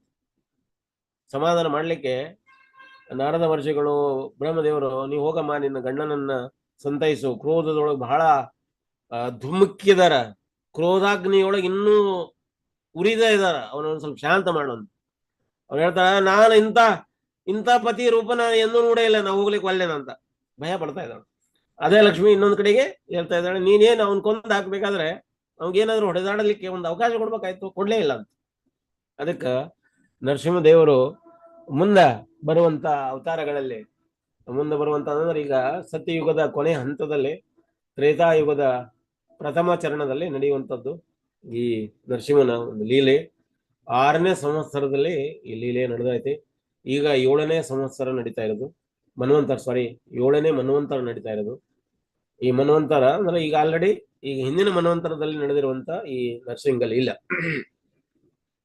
ರಾಮಾಯಣದಲ್ಲಿ ರಾಮ ಏನ್ ಮಾಡ್ತಾರೆ, ಈಗ ಅದೇ ರಾಕ್ಷಸ ಅವನೇ ಹಿರಣ್ಯಕಶಿಪು ಈಗ ಏನಾಗಿ ಹುಟ್ಟಿ ಬಂದಿದ್ದಾನ, ರಾವಣನಾಗಿ ಹುಟ್ಟಿ ಬಂದಿದ್ದಾನೆ. ರಾವಣನಿಗೆ ಅನೇಕ ಅವಕಾಶಗಳನ್ನು ಕೊಟ್ಟರು. ಮೊದಲು ಹೋಗಿ ಹನುಮಂತ ಹೇಳಿದ, ಅಂಗದ ಹೇಳಿದ, ಅದು ಯಾಕೂ ಅವ್ನು ಕೇಳಿಸ್ಕೊಳ್ಲಿಕ್ಕೆ ತಯಾರಿಲ್ಲ. ಅವ್ರು ಯಾರ ಮಾತನ್ನು ಕೇಳಿಸ್ಕೊಳ್ಳಿಲ್ಲ. ಆಮೇಲೆ ಯಾರೋ ಅವನ ಹೆಂಡತಿ ಹೇಳಿದ್ಲು, ಯಾರು ಮಂಡೋದರಿ, ಅವ್ರ ತಮ್ಮ ಹೇಳಿದ ವಿಭೂಷಣ, ನೋಡಪ್ಪ ಇದು ತಪ್ಪು, ನೀವು ಮಾಡಬೇಡ ಅಂತ. ನನಗೆ ರೂಲ್ಸ್ ಅಂಡ್ ರೆಗ್ಯುಲೇಷನ್ ಕಲಿಸ್ಲಿಕ್ಕೆ ಬರ್ತಾ ಇದ್ದೀರಿ ನೀವು. ಆಮೇಲೆ ಕುಂಭಕರ್ಣ ಹೇಳ್ತಾನೆ, ಅಣ್ಣ ನೀವು ಮಾಡೋದು ಇದು ತಪ್ಪು, ಇದು ಧಾರ್ಮಿಕ ಅಲ್ಲ. ಆದ್ರೂ ಅವ್ನು ಕೇಳಿಸ್ಕೊಳಕ್ ತಯಾರಿಲ್ಲ. ಕುಂಭಕರ್ಣ ಹೇಳ್ತಾನೆ, ಕುಂಭಕರ್ಣಿಗೆ ವಾರ್ನಿಂಗ್ ಕೊಡ್ತಾನೆ, ನೀನು ನನ್ನ ಸಲುವಾಗಿ ಹೋರಾಟ ಮಾಡ್ತೀವೋ ಇಲ್ಲೋ ಅಂತ. ಮೋಹಕ್ಕೆ ಒಳಗಾದ. ಅದಕ್ಕ ಕುಂಭಕರ್ಣ ಆ ಕುಂಭಕರ್ಣ ಅಣ್ಣನ ಮಾತನ್ನು ಕೇಳಿ ಯುದ್ಧಕ್ಕೆ ನಿಂತ. ಅದು ಸತ್ತು ಹೋದ್ರೂ ಪರವಾಗಿಲ್ಲ ಅಂತ. ಸಾಯೋದಾದ್ರ ಭಗವಾನನ ಕೈಯಿಂದನಾದ್ರೂ ಸಾಯದ, ಅದಕ್ಕಿಂತ ನಿನ್ ಕೈಯಾಗ ಯಾಕೆ ಸಾಯಕ್ ಹೋಣ ಅಂತ. ಹಿಂಗ ರಾವಣನಿಗೆ ಅನೇಕ ಅವಕಾಶಗಳನ್ನು ರಾಮ ಕೊಟ್ಟ. ಕೊನೆಗೆ ರಾಮ ಅವನಿಗೆ ಬಾಣ ಹೊಡಿಬೇಕಾದಾಗ ಮತ್ತೆ ಹೇಳ್ತಾನೆ, ಈಗಲಾದ್ರೂ ನನ್ನ ಹೆಂಡತಿಯನ್ನು ಕಳಿಸಿಕೊಡೋನು. ಕಳಿಸ್ಲಿಕ್ಕೆ ಸಾಧ್ಯ ಇಲ್ಲ ಅಂತ. ಅದಕ್ಕೆ ರಾಮ ಕೊನೆಯ ಅವಕಾಶ ಮುಗಿದು ಹೋಗ್ತೀನಿ, ರಾಮೇನತೆ ಮಂತ್ರೋಚ್ಚಾರಣ ಮಾಡಿ ಹೊಡಿತಾನೆ. ಹಿಂಗ ರಾವಣ ಅವಕಾಶ ಕೊಟ್ಟರು ಸಹಿತ ಅವ ಅದನ್ನ ಉಪಯೋಗ ಮಾಡಲಿಲ್ಲ. ದಲಿತ ಹಿರಣ್ಯಕಶಿಪು ಅಂತ, ದಲಿತ ಹಿರಣ್ಯಕಶಿಪು ಹೇಗೆ? ಹಿರಣ್ಯಕಶಿಪು ಅವ ಬ್ರಹ್ಮದೇವರನ್ನ ತಪಸ್ಸೆ ಮಾಡಿದ. ಇಷ್ಟೊಂದು ದೊಡ್ಡ ತಪಸ್ಸೆ ಮಾಡ್ತಾ ಇರ್ಬೇಕಾದ್ರೆ ಒಂಟಿ ಕಾಲಿನಲ್ಲಿ ನಿಂತ್ಕೊಂಡಿದ್ದಂತ. ನಿಂತ್ಕೊಂಡಾಗ ಈ ಇರುವೆ ಏನು ಆಂಟ್ ಗೆದ್ದಲು ಹುಳು ಅಂತಾರೆ ಕನ್ನಡದಲ್ಲಿ, ಕರೆಕ್ಟ್ ಹೇಳ್ಬೇಕಾದ್ರೆ ಗೆದ್ದಲ ಗೂಡು, ಅದಕ್ಕೆ ವಾಲ್ಮೀಕಿ ಅಂತ ಕರೀತಾರೆ. ವಾಲ್ಮೀಕಿ ಅಂತ ಅಂದ್ರೆ ಅವನ ಮೈ ಎಲ್ಲ ಇರುವೆಗಳ ತಿಂದು ಅದ್ರ ಮೇಲೆ ಗೂಡು ಕಟ್ಟಿದ್ವಂತ.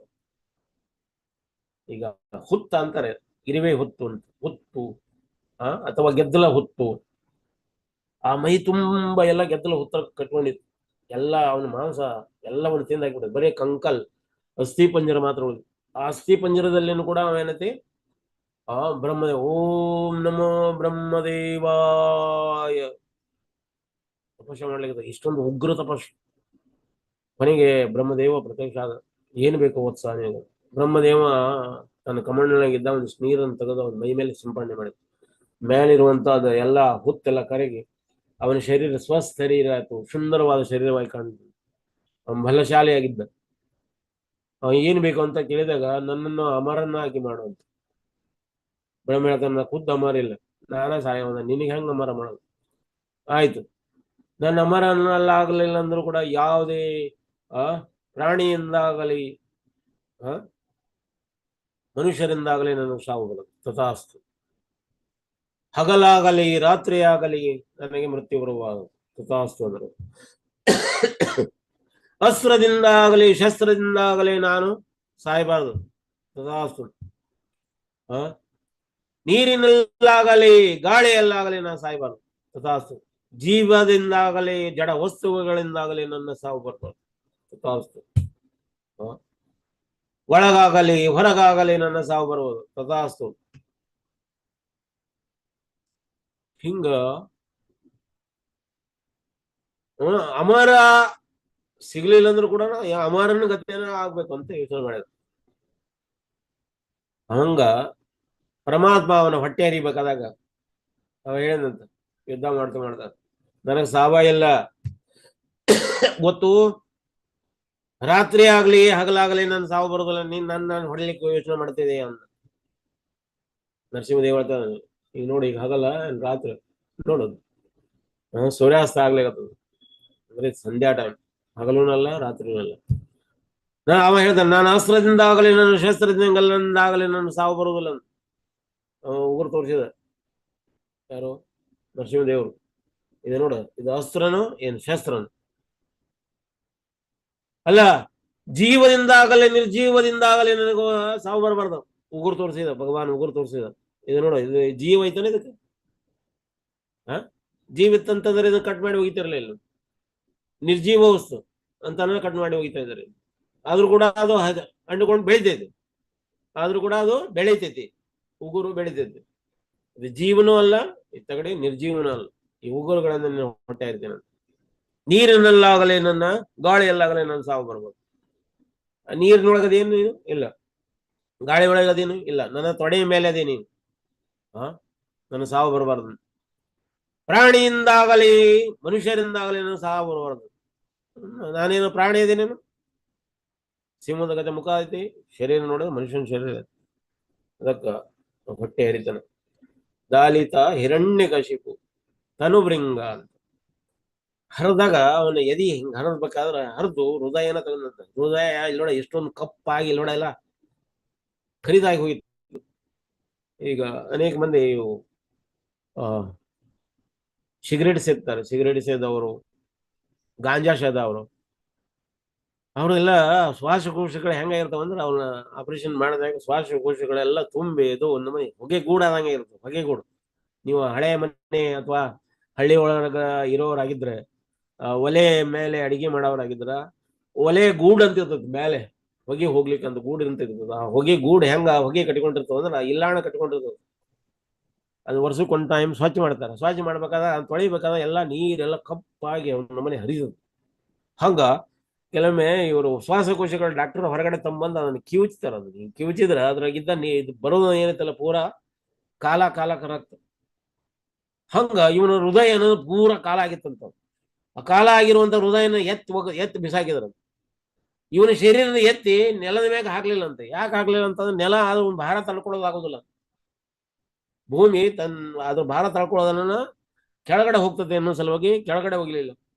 ಮೇಲ್ಗಡೆ ಹೋಗ್ಲಿಕ್ಕೆ ಹೋದ್ರ ಮೇಲ್ಗಡೆ ದೇವತೆಗಳಿದ್ರೆ ಇವ್ ಮೇಲೆ ಹೋಗಿಬೇಡ್ರಿ. ಇವ ಇಷ್ಟೊಂದು ಪಾಪಿ ವ್ಯಕ್ತಿ ಅದಂತ ಅವಶ್ಯಕತೆ ಇಲ್ಲ ನಮಗೆ. ಕೊನೆಗೆ ಏನೈತೆ, ಅವನ ಕರುಳನ್ನ ಹಿಂಗ ಹೊಟ್ಟೆ ಹರಿದ್ರಂತ. ಹೊಟ್ಟೆ ಹರಿದು ಒಳಗಿರುವಂತ ದೊಡ್ಡ ಕರಳು ಸಣ್ಣ ಕರಳು ಅಂತ ಏನದ ಕರಳುಗಳನ್ನು ಬಗದ ತೆಗೆದು ಅವು ಚಂದಿದ್ದು, ಅವು ಏನು ಗಲೀಜಾಗಿರ್ಲಿ ಅವನ್ನ ಎತ್ಕೊಂಡು ಕೊಳ್ಳ ಹಾಕೊಂಡ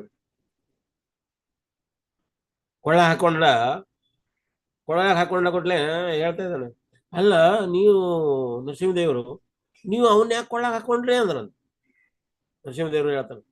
ಇವಂಗ ಹಿರಣ್ಯಕಶಿಪುಗ ಎಡಿಕೇಟ್ ಗೊತ್ತಿಲ್ಲ, ಎಡಿಕೇಟ್ ಸದಾಚಾರ ಗೊತ್ತಿಲ್ಲ. ಮನೆಗೆ ಅತಿಥಿಗಳು ಬಂದಾರ ಅಂದ್ರೆ ಅವ್ರಿಗೆ ಏನ್ ಮಾಡ್ಬೇಕು ನಾವು? ಯಾರೋ ಅತಿಥಿಗಳು ಬಂದ್ರೆ ಅವ್ರು ಬಂದು ಕೊಡ್ಲಿ ಅವ್ರಿಗೆ ಕುಂತ್ಕೊಳ್ಳಿಕ್ಕೆ ಪ್ರಭುಪಾದ ಅವ್ರು ಹೇಳ್ತಾರೆ ಅಟ್ಲೀಸ್ಟ್ ಸೀಟ್ ಕೊಡ್ಬೇಕು. ಅದು ಕೂಡ ಇಲ್ಲ. ನಾವು ಕುಂದ್ರು ಜಾಗನಾದ್ರೂ ಸಾಫ್ ಮಾಡಿ ಕುಂದಿಸ್ಬೇಕು. ಕುಡಿಲಿಕ್ಕೆ ಒಂದಿಷ್ಟು ನೀರು ಕೊಡ್ಬೇಕು. ಮಿನಿಮಮ್ ಇವು ಕುಡಿಲಿಕ್ಕೆ ಒಂದಿಷ್ಟು ನೀರು ಕೊಡ್ಬೇಕು. ಆ ನೀರು ಕೊಟ್ಟಾದ್ಮೇಲೆ ಅವ್ರಿಗೆ ಮೃದುವಾದ ಭಾಷೆಗಳಿಂದ ಹೇಳ್ಬೇಕು, ನೀವು ಬಹಳ ದೂರದಿಂದ ಬಂದಿದ್ರಿ, ದಣಿದಿದ್ದಂಗಿದ್ದಾರೆ, ಸ್ವಲ್ಪ ಕುತ್ಕೊಳ್ರಿ, ಆರಾಮಿದ್ದೀರಾ, ನಿಮ್ಮ ಮನೇಲಿ ಹೇಗಿದ್ದಾರೆ, ಅವನ್ನೆಲ್ಲ ಮೃದುವಾಗಿ ನಾವು ಕೇಳ್ಬೇಕು. ಇದು ಅತಿಥಿ ಸತ್ಕಾರ ಮಾಡುವಂತ ಸದಾಚಾರ ಆಚರಣೆ. ನರಸಿಂಹದೇವ ಹೇಳ್ತಾರೆ ಇದ್ರ ಆಚರಣೆ ಏನು ಗೊತ್ತಿಲ್ಲ ಇವನಿಗೆ.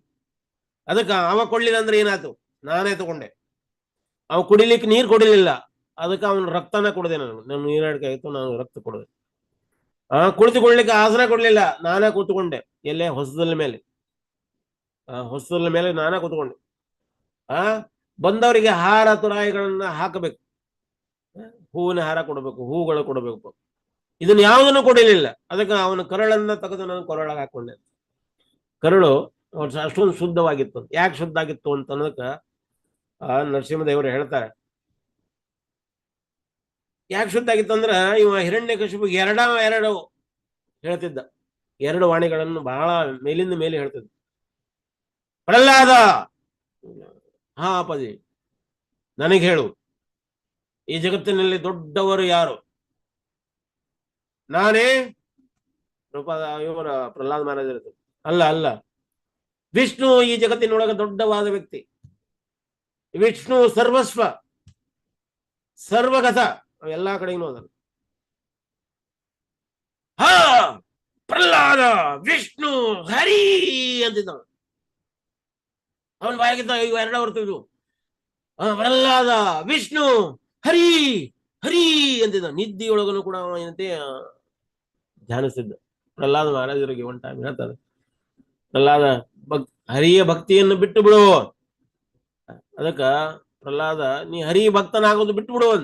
ಪ್ರಹ್ಲಾದ ಹೇಳ್ತಾರ, ನೀನ ದೊಡ್ಡ ಹರಿಭಕ್ತದೆಯೋ, ನೀನ ನನಗಿಂತ ದೊಡ್ಡ ಹರಿಭಕ್ತದಿ. ಯಾವಾಗ್ಲೂ ಹರಿನಾಮ ನೀನ ತಗೊಳ್ತಿ. ಆ ನಿದ್ರೆಯಲ್ಲಿ ಕೂಡ ಏನಂತೆ ಹರಿ ಹರಿ ಹರಿ ಹರಿ ಹರಿ ಹರಿ ಅಂತಿದ್ದ ಹಿರಣ್ಯಕಶಿಪು. ಆದ್ರೆ ಶತ್ರುತ್ವ ಭಾವದಿಂದ ಹರಿನಾಮ ತಗೊಳ್ತಿದ್ದ. ಹಾಂಗ ತಗೊಂಡ್ರು ಕೂಡ ಪರಮಾತ್ಮ ಏನೈತಿ, ನನ್ನ ನಾಮ ತಗೊಂಡ ಅಂತ ಹೇಳ್ಬಿಟ್ಟು ಒಳಗ್ ತಗೊಂತಾರೆ. ಪ್ರೊನೌನ್ಸ್ ಗಲತ್ ಮಾಡಿ ಆದ್ರೂ ಕೂಡ ಹರಿನಾಮ ತಗೊಂಡ್ರು ಕೂಡ ಅದನ್ನು ಕೂಡ ಸ್ವೀಕಾರ ಮಾಡ್ತಾರಂತ. ಒಬ್ಬ ಮುಸಲ್ಮಾನ ವ್ಯಕ್ತಿ ಟಾಯ್ಲೆಟ್ ಕುಂತಿದ್ದ. ಹಿಂದಿನಿಂದ ಒಂದು ಹಂದಿ ಬಂದು ಅರಣ್ಯದಾಗ ಹಿಂದಿನಿಂದ ಬಂದು ಹಂದಿ ಬಂದು ಗುದ್ದಿ ಬಿಡ್ತು. ಗುದ್ದಿದ ಕೂಡ್ಲೆ ನಾವು ಸಾಯ್ಲಿಕ್ಕತ್ತಿದ್ದವ. ಆ ನಮ್ಮನೆ ಜೋರಾಗಿ ಗುದ್ದಿದ ಕೂಡ್ಲೆ ನೋಡಿ ಹೇಳ್ತಾನ ಹರಾಮ್ ಅಂದವ.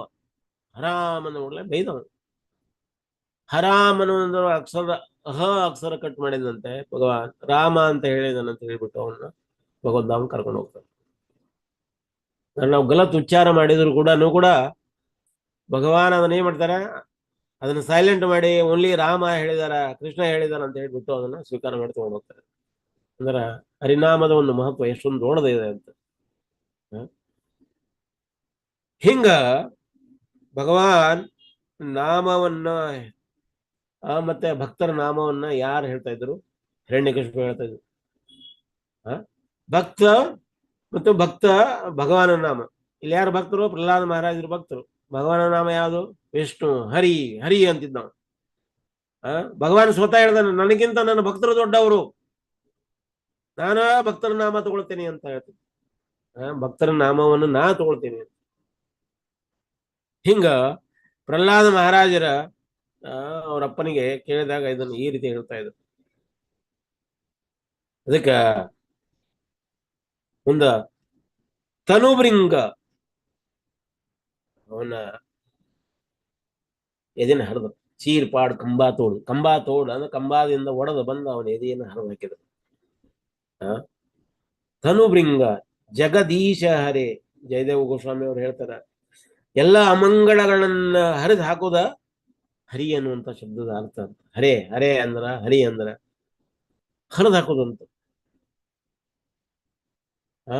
ಹರಿ ಹರಿ ಹರಿ ಹರಿ ಹರಿ ಹರಿ ಹರಿ ಹರಿ ಹರಿ ಅಂತ ಹರಿದು ಹೋಗ್ಬಿಡ್ತದಂತ. ನಮ್ಮ ಪುರಂದರದಾಸರು ಹೇಳ್ತಾರೆ, ಹರಿ ಹರಿ ಹರಿ ಎನ್ನಬಾರದೆ, ಕೃಷ್ಣ ಎನ್ನಬಾರದೆ, ಶ್ರೀಕೃಷ್ಣ ಎನ್ನಬಾರದೆ. ಹರಿ ಅಂದಾಗ ಹರಿದು ಹೋಗ್ತದೆ ನಮ್ದೆಲ್ಲ ಅಮಂಗಳಗಳು. ಅಮಂಗಳಗಳು ಯಾವುವು? ನಮ್ಮೆಲ್ಲ ರೋಗ ರುಜಿನಗಳು. ಅಮಂಗಳಗಳು ಯಾವುವು? ಕಾಮ ಕ್ರೋಧ ಲೋಭಾದಿಗಳು ಅಮಂಗಳಗಳು. ಇವೆಲ್ಲವೂ ತಾವು ಹರಿದು ಹೋಗ್ತಾವು. ಹರಿ ಅನ್ನುವಂಥದ್ದು ಈ ರೀತಿ ಹರಿ ಅಂತ ಕರೀತಾರ. ಸೂರ್ಯನಿಗೂ ಹರಿ ಅಂತ ಕರೀತಾರಂತೆ, ಮಂಗನಿಗೂ ಕೂಡ ಹರಿ ಅಂತ ಕರೀತಾರೆ. ಸೂರ್ಯನಿಗೆ ಹರಿ ಅಂತಂದು ಯಾಕೆ ಕರೀತಾರೆ ಅಂದ್ರೆ, ಸೂರ್ಯ ಬಂದಂದ್ರ ಅಂಧಕಾರವನ್ನ ಹರಿದಾಕಿ ಹೋಗ್ಬಿಡ್ತಾರಂತೆ. ರಾತ್ರಿ ಏನು ಕತ್ತಲನೇದು ಏನಿದೆಲ್ಲ ಅದನ್ನ ಹರಿದು ಹಾಕಿಬಿಡ್ತಾರೆ. ಅಲ್ಲಿ ಸೂರ್ಯನ ಬೆಳಕೇ ಬೆಳಕು ಕಾಣ್ತಾ ಹೋಗ್ತದೆ.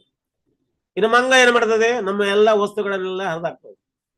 ಮಂಗಗಳು ಕೂಡ ವಸ್ತುಗಳನ್ನೆಲ್ಲ ಹರಿದಾಕ್ತವೆ. ಉದಾಹರಣೆಗೆ ನಾವು ಬ್ರಜಮಂಡಲಕ್ಕೆ ಹೋದಾಗ, ಯಾತ್ರೆಗೆ ಹೋದಾಗ, ನಮ್ಮ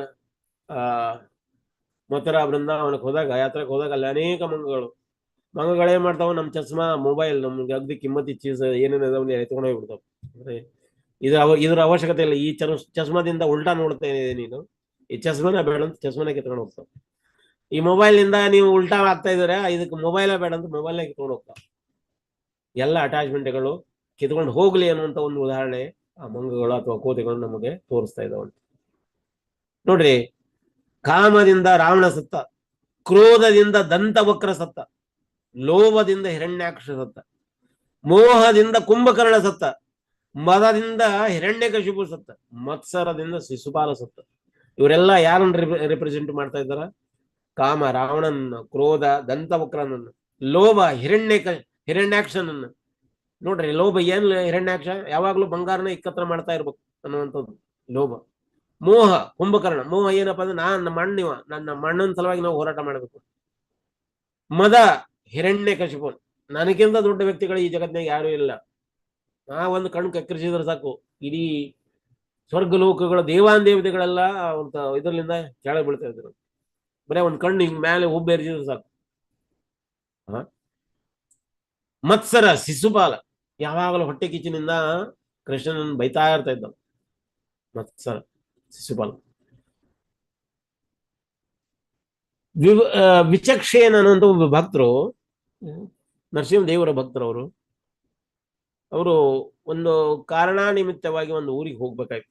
ಅರಣ್ಯ ದಾಟಿ ಹೋಗಿ ವಾಪಸ್ ಬರ್ಬೇಕಾದ್ರೆ ಟೈಮ್ ಇರಲಿಲ್ಲ. ವಾಪಸ್ ಮತ್ತೆ ಅದನ್ನ ಅರಣ್ಯನ ದಾಟಬೇಕಾಗ್ತದೆ. ಅದಕ್ಕೆ ಅಟ್ಲೀಸ್ಟ್ ಈ ಊರಿನೆಲ್ಲಾದ್ರೂ ಉಳ್ಕೊಳ್ಳೋಣ ಅಂತ. ಆ ಊರಿನ ಮುಖ್ಯಸ್ಥ ಶಿವಭಕ್ತ ಇದ್ದ. ಅವನು ಹೋಗಿ ಹೇಳಿದಾನ, ಇವತ್ತೊಂದ್ ದಿನ ಈ ಮಂದಿರದಲ್ಲಿ ನಿಂತ್ಕೋಬಹುದು. ನಿಲ್ಬಹುದು. ಆದ್ರೆ ಒಂದು ಕಂಡೀಷನ್, ನನಗೆ ಆರಾಮಿಲ್ಲ, ನಾಳೆ ಬೆಳಗ್ಗೆ ನೀನೇನೈತಿ ಶಿವನ ಪೂಜೆ ನೀನ ಮಾಡೋದು. ಆಯ್ತು. ಇವ್ರೇನಂತಿ ಒಪ್ಕೊಂಡ್ರ. ಆದ್ರೆ ಇವ್ರೇನೈತಿ, ನರಸಿಂಹದೇವರ ಒಂದು ಭಕ್ತ. ಇವನ ಬಾಯಿಯೊಳಗೆ ಯಾವಾಗ್ಲೂ ನರಸಿಂಹನ ಸ್ತೋತ್ರನ ಬರ್ತಾ ಇತ್ತು. ಮುಂಜಾನೆ ಶಿವಲಿಂಗಕ್ಕೆ ಮೇಲೆ ನೀರ್ ಹಾಕ್ತಾ ಇದ್ರು, ಅಭಿಷೇಕ ಮಾಡ್ಲಿಕ್ಕೆ ಹಾಲು ಹಾಕ್ಲಿಕ್ಕತ್ತಿದ್ರು, ತುಪ್ಪ ಹಾಕ್ಲಿಕ್ಕೆ. ಅವಾಗ ಯಾವಾಗ ಹೇಳ್ದ ಅಭಿಷೇಕ ಮಾಡ್ಬೇಕಾದ ಹೊತ್ನಾಗ, ಓಂ ನರಸಿಂಹಾಯ ನಮಃ ನೀರ್ ಹಾಕ್ತಿದ್ರು. ಓಂ ನರಸಿಂಹಾಯ ನಮಃ ಹಾಲು ಹಾಕಿದ್ರು. ಓಂ ನರಸಿಂಹಾಯ ನಮಃ ಜೇನುತುಪ್ಪ ಹಾಕಿದ್ರು. ಓಂ ನರಸಿಂಹಾಯ ನಮಃ ಮೊಸರು ಹಾಕಿದ್ರು. ಓಂ ನರಸಿಂಹಾಯ ನಮಃ ಹಿಂಗ್ ಬೇರೆ ಬೇರೆ ಜ್ಯೂಸುಗಳನ್ನ ಹಾಕಿದ್ರು. ಅವ್ರು ಹೇಳ್ತಿದ್ರು, ಇದನ್ನ ಕೇಳಿಸ್ಕೊಳಕತ್ತಿದ್ದ ಯಾರವ ಹಿಂದೆ ಇರುವಂತ ಶಿವಭಕ್ತ. ಮಾಡೋದಿಲ್ಲ ಆರಾಧನೆ, ಶಿವನನ್ನು ಮಾಡ್ಲಿಕತ್ತೀಯ, ಆದ್ರೆ ಬಾಯಲ್ಲಿ ನರಸಿಂಹ ಸ್ತೋತ್ರ ಹೇಳಲಿಕತ್ತಿ. ನಿನ್ನ ನಾನೀಗ ಕೊಂದ್ ಹಾಕ್ತೇನೆ ಅಂತ ಹೇಳ್ಬಿಟ್ಟು ಆ ಹೊರೆಯಿಂದ ಖಡ್ಗವನ್ನು ಹೊರಗೆ ಹಿಡಿದು ಅವನ್ನ ಕುತ್ತಿಗೆ ಕಟ್ ಮಾಡ್ಲಿಕ್ಕೆ ಕುತ್ತಿಗೆ ಮೇಲೆ ಖಡ್ಗನ ಇಟ್ಟ. ಖಡ್ಗ ಇಟ್ಟು ಹೊತ್ನಾಗ ಶಿವಲಿಂಗದಿಂದ ನರಸಿಂಹದೇವ ಉದ್ಭವ ಆದ. ನರಸಿಂಹದೇವ ಉದ್ಭವ ಆಗಿ ಶಿವಲಿಂಗನ ಒಡೆದು ಹೊರಗಡೆ ಬಂದು ಆ ಊರಿನ ಪ್ರಮುಖ ಶಿವಭಕ್ತನ ಅನಿಸ್ಕೊಂಡಿದ್ದ ಅವನು ಕೊಂದಾಕಿದ್ರು. ಅನಿಸ್ಕೊಂಡು ಪರಮಾತ್ಮ ಯಾವಾಗಲೂ ಕಂಬ ಹೊಡೆದ ಹೊರಗೆ ಬರ್ತಾನ ನನಗೂ ಸುಳ್ಳು ಆಗ್ತದೆ. ಕೆಲವೊಮ್ಮೆ ಬೇರೆ ಬೇರೆ ವ್ಯವಸ್ಥೆಗಳಿಂದಲೂ ಭಗವಾನ್ ಹೊರಗೆ ಬರ್ತಾರಂತ. ಕಂಬದಿಂದ ಮಾತ್ರ ಹೊರಗೆ ಬರೋದಿಲ್ಲ, ಶಿವಲಿಂಗದಿಂದನೂ ಹೊರಗೆ ಬರ್ತಾ ಇದ್ದಾರೆ. ಇನ್ನೊಂದು ಕಥೆ ಒಳಗೆ ಕೂಡ ಬೇರೆ ರೀತಿಯಿಂದ ಬಂದು ಒಂದ್ ಹಾಕ್ತಾರೆ. ಹಿಂಗ ಶಂಕರಾಚಾರ್ಯರ ಪದ್ಮಭಾದ ಅಂತ ಒಬ್ಬ ಶಿಷ್ಯ ಇದ್ದ. ಶಂಕರಾಚಾರ್ಯರ ಒಂದು ಶಿಷ್ಯ. ಅವ್ರೇನಂತೆ ನರಸಿಂಹದೇವರನ್ನ ನಾವು ಕಾಣ್ಕೋಬೇಕು ಅಂತ ಹೇಳಿ ಅರಣ್ಯದೊಳಗೆ ಹೋಗಿ ಧ್ಯಾನ ಮಾಡ್ತಾ ಕೂತ್ಕೊಂಡು ಧ್ಯಾನ ಮಾಡ್ಬೇಕಾದ್ರ ಒಬ್ಬ ಶಿಕಾರಿ ಬಂದು ಏನ್ ಮಾಡ್ತಾ ಇದ್ದಾರೆ ನೀವು? ನಾನು ಧ್ಯಾನ ಮಾಡ್ಲಿಕ್ಕೆ. ಯಾರು ಧ್ಯಾನ ಮಾಡ್ಲಿಕ್ಕೆ? ನಾನು ನರಸಿಂಹದೇವನನ್ನು ನೋಡ್ಬೇಕಂತ. ಇವಂಗೇನ್ ಹೇಳೋದು ಶಿಕಾರಿಗೆ? ಇವಂಗ ಬರೀ ಪಶುಗಳ ಬಗ್ಗೆ ಅಷ್ಟ ಗೊತ್ತು. ಇವ್ ನರಸಿಂಹ ಅಂತ ಹೇಳಿದ್ರೆ ಇವಂಗ ಹೆಂಗ್ ಗೊತ್ತತಿ? ಅದನ್ನು ಕೂಡ ಇವ ಪಶು ಅಂತ ತಿಳ್ಕೊತಾನಂತ. ಅಲ್ಲ ಹೇಳ್ರಿ, ನರಸಿಂಹನ ನೋಡ್ಬೇಕಂತ. ನನಗೆ ಈ ಕಾಡಿನೊಳಗಿರುವ ಎಲ್ಲಾ ಪಶುಗಳು ನನಗೆ ಗೊತ್ತು, ಎಲ್ಲಾ ಪಶು ಪಕ್ಷಿಗಳು ನನಗ ಗೊತ್ತು. ಆದ್ರ ನೀವು ಯಾವ ಪಶುಗಳ ಬಗ್ಗೆ ಹೇಳಕತ್ತೀರಿ ಏನೋ ನಂಗೆ ಗೊತ್ತಿಲ್ಲ ಅಂದ್ರು. ಸರಿ, ಅವರು ಹೇಳಿದ್ರು ಅರ್ಧ ಸಿಂಹ ಅರ್ಧ ನರ ರೂಪದಲ್ಲಿ ಇರ್ತಾನ ಅವನು. ಇಷ್ಟ ಹೌದಲ್ಲ? ನಾನು ಇವತ್ತು ರಾತ್ರಿನೇ ಹುಡ್ಕೊಂಡ್ಬರ್ತೇನಂತ. ಹುಡುಗಿ ಹುಡುಕ್ತಾ ಇದ್ದಾನ ಎಲ್ಲಾ ಕಡೆ ಹುಡುಕ್ತಾ ಇದ್ದಾನೆ, ಸಿಗ್ತಾನೆ ಇಲ್ಲ. ಸಿಕ್ಕಿದ್ದೆಲ್ಲ ಏನೈತಿ? ಸಿಂಹ ಇರ್ತಾವು, ಇಲ್ಲ ಅವನ ನರಭಕ್ಷಕ ನರಮನುಷ್ಯರು ಅಂತವ್ರು ಇದ್ದಾರೆ. ಇದ್ರೊಳಗ ನರಸಿಂಹ ಇರೋರು ಯಾರು ಕಾಣ್ತಾ ಇಲ್ಲ. ಹುಡುಕ್ತಾ ಹೋದ, ಕರಿತಾ ಇದ್ದ, ಹೇ ನರಸಿಂಹ ಎಲ್ಲಿದೀವೋ ಬಾರೋ ಅಂದವ. ಅಗ್ದಿ ನೀ ಬರ್ಲಿಲ್ಲ ಅಂದ್ರೆ ನಾನು ಇವತ್ತು ಇಲ್ಲೇ ನಾನು ನಿನ್ನನ್ನು ಕರ್ಕೊಂಡು ಹೋಗ್ಬೇಕು, ಅವ್ನು ಕೊಡ್ತೀನಿ ಅಂತ ಹೇಳಿದೀನಿ. ಆದ್ದರಿಂದ ನೀ ಬರ್ಲಿಲ್ಲ ಅಂದ್ರೆ ನಾನು ಇಲ್ಲೇ ಸತ್ತು ಹೋಗ್ತೇನೆ ಅಂದ್ರು. ನರಸಿಂಹದೇವ ಅವ್ರ ಮುಂದೆ ಪ್ರತ್ಯಕ್ಷ ಆದ, ಶಿಕಾರಿ ಮುಂದೆ ಪ್ರತ್ಯಕ್ಷ ಆಗಿ ಆ ನರಸಿಂಹನ ಕೈಯನ್ನು ಹಿಡ್ಕೊಂಡೇವ. ನರಸಿಂಹದೇವ್ರ ಕೈ ಹಿಡ್ಕೊಂಡು ಬರ್ತಾ ಇದ್ದಾನ. ಯಾರ ಮುಂದ? ಆ ಪಾದ ಪದ್ಮನ ಏನೋ ಶಂಕರಾಚಾರ್ಯರ ಶಿಷ್ಯ ಇದ್ದ, ಅವನ ಮುಂದೆ ಕರ್ಕೊಂಡ್ ಅವ ಪಾದ ಪದ್ಮಕ್ಕೆ ಹೇಳ್ತಾ ಇದ್ದಾನೆ, ನೋಡು ನಾನು ನರಸಿಂಹನ ಕರ್ಕೊಂಡ್ ಬಂದಿದ್ದೀನಿ, ನೋಡು ಇಲ್ಲಿದ ನೋಡು. ಇವ ಪಾದ ಪದ್ಮ ನೋಡ್ತಾ ಇದ್ದಾನ, ಯಾರು ಕಾಣ್ತಾ ಇಲ್ಲ. ನೀನು ತಲೆ ಕಟ್ಟಿದ್ದೆ, ಹುಚ್ಚಿಡ್ತದೆ ನಿನಗೆ, ಯಾರು ಇಲ್ಲ ಅಂದ. ಅವಾಗ ನರಸಿಂಹದೇವ ಮಾತಾಡ್ಲಿಕ್ಕತ್ತಾನೆ. ಯಾರ ಮುಂದ? ಪಾದ ಪದ್ಮ ಸಾರಿ ಶಿಕಾರಿಗೆ ಹೇಳ್ತಾನೆ, ಏ ಶಿಕಾರಿ, ನೀನು ನಿರ್ಮಲ ಹೃದಯದವದೆ, ನೀ ಶಿಕಾರ ಆದ್ರೂ ಕೂಡ ಸರಳವಾದ ವ್ಯಕ್ತಿ ಇದೆ. ನಿನ್ನಲ್ಲಿ ವಿಶ್ವಾಸ ಇದೆ. ಅವನಲ್ಲಿ ವಿಶ್ವಾಸ ಇಲ್ಲ. ಅವ ಧ್ಯಾನದ ಮೂಲಕ ನನ್ನನ್ನು ಕಾಣ್ಬೇಕಂತ ಇದ್ದಾನೆ. ಆದ್ರಿಂದ ನಾನು ಅವನಿಗೆ ಕಾಣುವುದಿಲ್ಲ. ಯಪ್ಪ, ನಿನಗೆ ಇಷ್ಟೊಂದು ರಾತ್ರಿ ಎಲ್ಲ ಕರೆದು ನಾ ಕರ್ಕೊಂಡ್ ಬಂದಿದ್ದೀನಿ. ಮತ್ ನಾನು ನನಗ ನಿನ್ನನ್ನು ತೋರಿಸ್ತೇವ. ಇವ ಏನತ್ತೆ ಪಾದ ಪದ್ಮ. ಮತ್ತೆ ಇವಂಗ ನೀವು ಕಾಣ್ಲಿಲ್ಲ ಅಂದ್ರೆ ಮತ್ತೆ ಇವ ನನಗೆ ಒಪ್ಪುವುದೇ ಇಲ್ಲ. ನೀವು ದಯವಿಟ್ಟು ನೀವು ಕಾಣ್ಲೇಬೇಕು ಅಂತ ಪಾದದಲ್ಲಿ ಬಿದ್ದು ಒಳ್ಳಾಡ್ಲಿಕತ್ತ. ಆವ ಶಿಕಾರಿಯ ಒಂದು ಸರಳತೆ, ಅವನ ಒಂದು ಪ್ರೇಮಕ್ಕ ಭಗವಾನ್ ನರಸಿಂಹದೇವ ಕರುಣ ಇದಾಗಿ ಆ ಪಾದ ಪದ್ಮನಿಗೆ ಆ ರೂಪಕ್ಕ ಕಣ್ಣಿ ಕಾಣಿಸ್ಲಿಕತ್ತಾನ. ಗುಟ್ಲೆ ನಾ ಪಾದ ಪದ್ಮ ನೋಡ ದೋಕ ಸರೆಂಡರ್ ಆಗ್ತಾನ. ಹೇ ಶಿಕಾರಿ, ಇವ ಭಗವಾನನ್ನ ನೀ ಕರ್ಕೊಂಡ್ ಬಂದಿದ್ದೀಯ. ಶಿಕಾರಿಗೆ ಮೊದ್ಲು ಏನ್ ಮಾಡ್ಯಾನ, ಅದೊಂದು ಪಶು ಅಂತ ಹೇಳ್ಕೊಂಡ್ ಬಂದಿದ್ದ. ಇದೊಂದು ಪಶು ಅಂತ ಹೇಳ್ಕೊಂಡ್ ಬಂದಿದ್ದ, ಭಗವಾನ್ ಅಂತ ಅನ್ನುವಂಥದಕ್ಕಲ್ಲ. ಅವಾಗೇನೈತಿ, ಶಿಕಾರಿಗೆ ತಪ್ಪಾತು ಅಂತ. ಅಂದ್ರೆ ಭಗವಾನ್ ನಮ್ಮ ಶುದ್ಧತೆ ಸರಳತೆಯನ್ನು ನೋಡ್ತಾರೆ. ನಾವು ಎಷ್ಟೊಂದು ಪಂಡಿತರಾಗಿದ್ದೀವಿ, ಪಾಂಡಿತ್ಯ ಇದೆ ನಮ್ಮಲ್ಲಿ, ಶಾಸ್ತ್ರಜ್ಞಾನ ಇದೆ ಅನ್ನೋದನ್ನ ನೋಡುವ. ಹಿಂಗ ವ್ಯಾಸದೇವರು ಭಾಗವತಂ ರಚನೆ ಮಾಡ್ತಾ ಇದ್ರು, ಬರಿತಾ ಇದ್ರು. ಅವರಿಗೆ ನರಸಿಂಹದೇವರು ನೋಡ್ಬೇಕನ್ನೋ ಆಶಾ ಆಯ್ತು. ನರಸಿಂಹದೇವರು ಆಶಾ ಆದ ಕೂಡ್ಲೆ ನರಸಿಂಹದೇವರು ಅಲ್ಲಿ ಪ್ರತ್ಯಕ್ಷ ಆದವನ ಅವ್ರ ಹೃದಯದೊಳಗೆ ಹೊಕ್ಕೊಂಡು ಕೂಡ್ಲೇನೆ ನರಸಿಂಹದೇವರಿಗೆ ಮೊದಲು ಇವರು ವ್ಯಾಸದೇವರಿಗೆ ಬಹಳ ಭಯ ಆಯ್ತು. ಅವ್ರ ಉಗ್ರ ರೂಪ ನೋಡಿ. ಆನಂತರ ಆನಂದ ಆಗ್ಲಿಕತ್ತು. ಅವನ ಹೃದಯದೊಳಗ ಆನಂದ ಆಗೋದು ಕಾರಣ, ಅದನ್ನ ಅನುಭವ ಮಾಡೋದನ್ನ ನೋಡ್ತಾ ವ್ಯಾಸದೇವರು ಹೇಳಕತ್ತ, ಹೇ ಭಗವಾನ್, ಈ ಕೃಪೆ ನನಗೊಬ್ಬರಿಗೆ ಅಲ್ವೋ ಯಪ್ಪ. ನೀ ಕಾಣಿಸ್ಕೊಳ್ಬೇಕಾಯ್ತು ನನಗೊಬ್ಬರಿಗೆ ಅಲ್ಲ, ಈ ಜಗತ್ತಿನ ಎಲ್ಲಾ ಜೀವಾತ್ಮರಿಗೂ ನಿನ್ನ ಕೃಪೆ ಆಗ್ಬೇಕು. ದಯವಿಟ್ಟು ನೀ ಹೊರಗೆ ಬಾ ಅಂದ್ರು. ಹೊರಗೆ ಬಂದ್ರು. ಅವರ ಒಂದು ವಿಗ್ರಹನ ಇವತ್ತಿಗೂ ನಾವು ಕಾಣಬಹುದು. ವಡಪಲ್ಲಿ ಅಂತ ಒಂದು ಜಾಗ ಇದೆ. ವಡಪಲ್ಲಿ ಎಲ್ಲಿದೆ ಅನ್ನೋದು ಎಕ್ಸಾಕ್ಟ್ಲಿ ಗೊತ್ತಿಲ್ಲ. ವಡಪಲ್ಲಿ ಅನ್ನುವಂಥ ಜಾಗದಲ್ಲಿ ನರಸಿಂಹದೇವರ ಒಂದು ಪ್ರತಿಷ್ಠಾಪನೆ ಮಾಡಿದ್ದಾರೆ. ಅಲ್ಲಿ 2 ದೀಪ ಹಚ್ತಾರೆ. ಒಂದು ಪಾದಚರಣದಲ್ಲಿ ಅಂದ್ರೆ ಅವರ ಪಾದ ಕಮಲದಲ್ಲಿ ಹಚ್ತಾರೆ, ಇನ್ನೊಂದು ಅವರ ನಾಸಿಕ ಮೂಗಿರುವಂತ ಜಾಗದಲ್ಲಿ ಒಂದು ದೀಪ ಹಚ್ಚಿರ್ತಾರೆ. ಭಗವಾನ್ ಅಷ್ಟದ ಎತ್ತರ ಇದ್ದಾರೆ ಅವರು. ಯಾಕೆ ಮೂಗಿನ ಹತ್ತಲೇ ನಾಸಿಕದ ಹತ್ತಲ್ಲೇ ದೀಪ ಹಚ್ಚಿರ್ತಾರಂದ್ರೆ ಭಗವಾನ್ ಉಸಿರಾಡೋದು ದೀಪ ಅಲ್ಲಾಡೋದಂತ. ಹೇಗೆ ಭಗವಾನ್ ಉಸಿರು ತಗೊಳ್ಳೋದು, ಉಸಿರು ಬಿಡ್ತೀವಲ್ಲ, ಆ ದೀಪ ಅಲ್ಲಾಡ್ತದೆ ಅಂತ ಇವತ್ತಿನವರೆಗೆ ನಾವು ನೋಡಬಹುದು ಅಂತ. ನರಸಿಂಹದೇವರು ಉಸಿರಾಡ್ತಾ ಇದ್ದಾರೆ, ಜೀವಂತ ನರಸಿಂಹ ಇದ್ದಾರೆ ಅಂತ. ಹಿಂಗ ನಮಃ ನಮಸ್ತೆ ನರಸಿಂಹಾಯ ಅಂತ ಕರಿತೇವೆ ನಾವು. ನಮಸ್ತೆ ಅಂದ್ರೆ ನಮ ಅಂದ್ರ ಮಮ ಮಮ ಅಹಂ, ಮಮ ಅಂದ್ರ ಮೋಹ, ನಾನು ಮತ್ತು ನನ್ನದೆನ್ನುವ ಮೋಹ ಐತಲ್ಲ, ಇದನ್ನ ಬಿಟ್ಟು ಇರೋದ ನಮಸ್ತೆ. ಇದನ್ನ ಬಿಟ್ಟು ಭಗವಾನ್ ನಿನಗೆ ನಾನು ನನ್ನನ್ನು ಅರ್ಪಣೆ ಮಾಡ್ತಾ ಇದ್ದೀನಿ. ನೋಡ್ರಿ, ಪಂಡಿತರು ಅಥವಾ ಪುರೋಹಿತರು ನಮ್ಗೆ ಹೇಳ್ತಾರೆ, ನ ಮಮ ಹೇಳಿ ಮಮ, ನ ಮಮ ಹೇಳಿ. ನಾವ್ರೆಲ್ಲ ನ ಮಮ ಅಂತ ಶಾಸ್ತ್ರಿ ಹೇಳ್ತಿರ್ತಾನೆ, ನಾವೇನ್ ಹೇಳ್ತೀವಿ ಮಮ ಅಂತ ಹೇಳ್ತೀವಿ. ಅಲ್ಲೋ ಯಪ್ಪ, ಮಮ ಅಲ್ಲ ನ ಮಮ ಅಂತ ಹೇಳು ಅಂತ. ಅದ ಅವ್ರು ನಮ್ಮಮ್ಮ ಅಂತ ಹೇಳಿದ್ರು ಕೂಡ ಮಮ ಅಂತ ಹೇಳ್ತೀವಿ. ಅದ್ರ ಯಾಕಂದ್ರೆ ಅದ್ರ ಅರ್ಥ ನಮ್ಗೆ ಗೊತ್ತಿಲ್ಲ. ಮಮ ಅಂದ್ರೆ ನಾನ ದೇವರು ಅಂತ ಅಹಂಕಾರ. ಈ ಅಹಂಕಾರ ಬೇಡ ಅನ್ನೋ ಸಲುವಾಗಿ ನಮ್ಮಮ್ಮ, ನಾನೇನೂ ಅಲ್ಲ ಎಲ್ಲದು ನೀನ ಅನ್ನೋದನ್ನ ಭಗವಾನಿಗೆ ಅರ್ಪಣೆ ಆಗ್ಲಿ ಅನ್ನೋ ಸಲುವಾಗಿ ಅವರು ಶಾಸ್ತ್ರಿ ಅವ್ರು ಹೇಳಿಕೊಡ್ತಾ ಇರ್ತಾರ, ಪುರೋಹಿತರು ಹೇಳಿಕೊಡ್ತಾರೆ. ನಾವೇನ್ ಮಾಡ್ತೀವಿ ಮಮ ಮಮ ಮಮ ನಾನ ಅಂತ ಹೇಳ್ತಾ ಇದ್ದೀವಿ. ನಾನೇನೂ ಅಲ್ಲ ಅಂತ. ನಾನೇನು ಅಲ್ಲ, ನಾನು ಅನ್ನುವಂಥದ್ದು ಯಾವಾಗ ಬಿಟ್ಟು ಹೋಗ್ತದ, ನಾನು ಅವಾಗ ವೈಕುಂಠ ಹೋಗ್ತೇನೆ ಅಂತ ಹೇಳಿದರು ಕನಕದಾಸ. ನಾನು ಹೋದರೆ if I go I may go. ಹಿಂಗ ನರಸಿಂಹದೇವರು ಈ ಜಗತ್ತಿನೊಳಗ ನೋಡ್ರಿ, 6 ಖಂಡದಲ್ಲಿ ಕೂಡ ನರಸಿಂಹದೇವರ ಒಂದು ಈಗ ನರಸಿಂಹ ಆರತಿ ನಡಿಲಿಕ್ಕತ್ತದ. ಹೆಂಗ್ ನಡಿಲಿಕ್ಕತ್ತದ ನರಸಿಂಹ ಆರತಿ? ಎಲ್ಲರ ಭಕ್ತರ ಮನೆಯಲ್ಲಿ ನರಸಿಂಹ ಆರತಿ ಹಾಡ್ತಾರ. ಮಕ್ಕಳಿಗೆ ನರಸಿಂಹ ಆರತಿ ಅಂದ್ರೆ ಭಾರಿ ಖುಷಿ. ನಾವು ಉಡುಪಿಯಲ್ಲಿ ನರಸಿಂಹ ಲೀಲಾದ ಒಂದು ಡ್ರಾಮಾ ಮಾಡ್ತಾ ಇದ್ವಿ. ಆ ಡ್ರಾಮಾದಲ್ಲಿ ಒಳ್ಳೆ ನರಸಿಂಹದೇವರ ಪಾತ್ರ ಮಾಡಿದವರು ಭಕ್ತರೇನಿದ್ರಲ್ಲ, ಅಗದಿ ಒಳ್ಳೆ ರೀತಿ ಮುಖವಾಡಗಳನ್ನು ತಂದಿದ್ರು. ನರಸಿಂಹನ ಮುಖವಾಡ ಒಳ್ಳೆ ರೀತಿ ಸಜಾವಟ್ ಮಾಡಿದ್ರು. ಯಾರಿಗೂ ಕಾಣಿಸ್ಕೊಂಡಿದ್ದಿಲ್ಲ ಅವರು. ನಾವು ನರಸಿಂಹ ಲೀಲಾ ಮಾಡ್ತೇವೆ ಅಂತ ಯಾರಿಗೂ ಗೊತ್ತಿರ್ಲಿಲ್ಲ.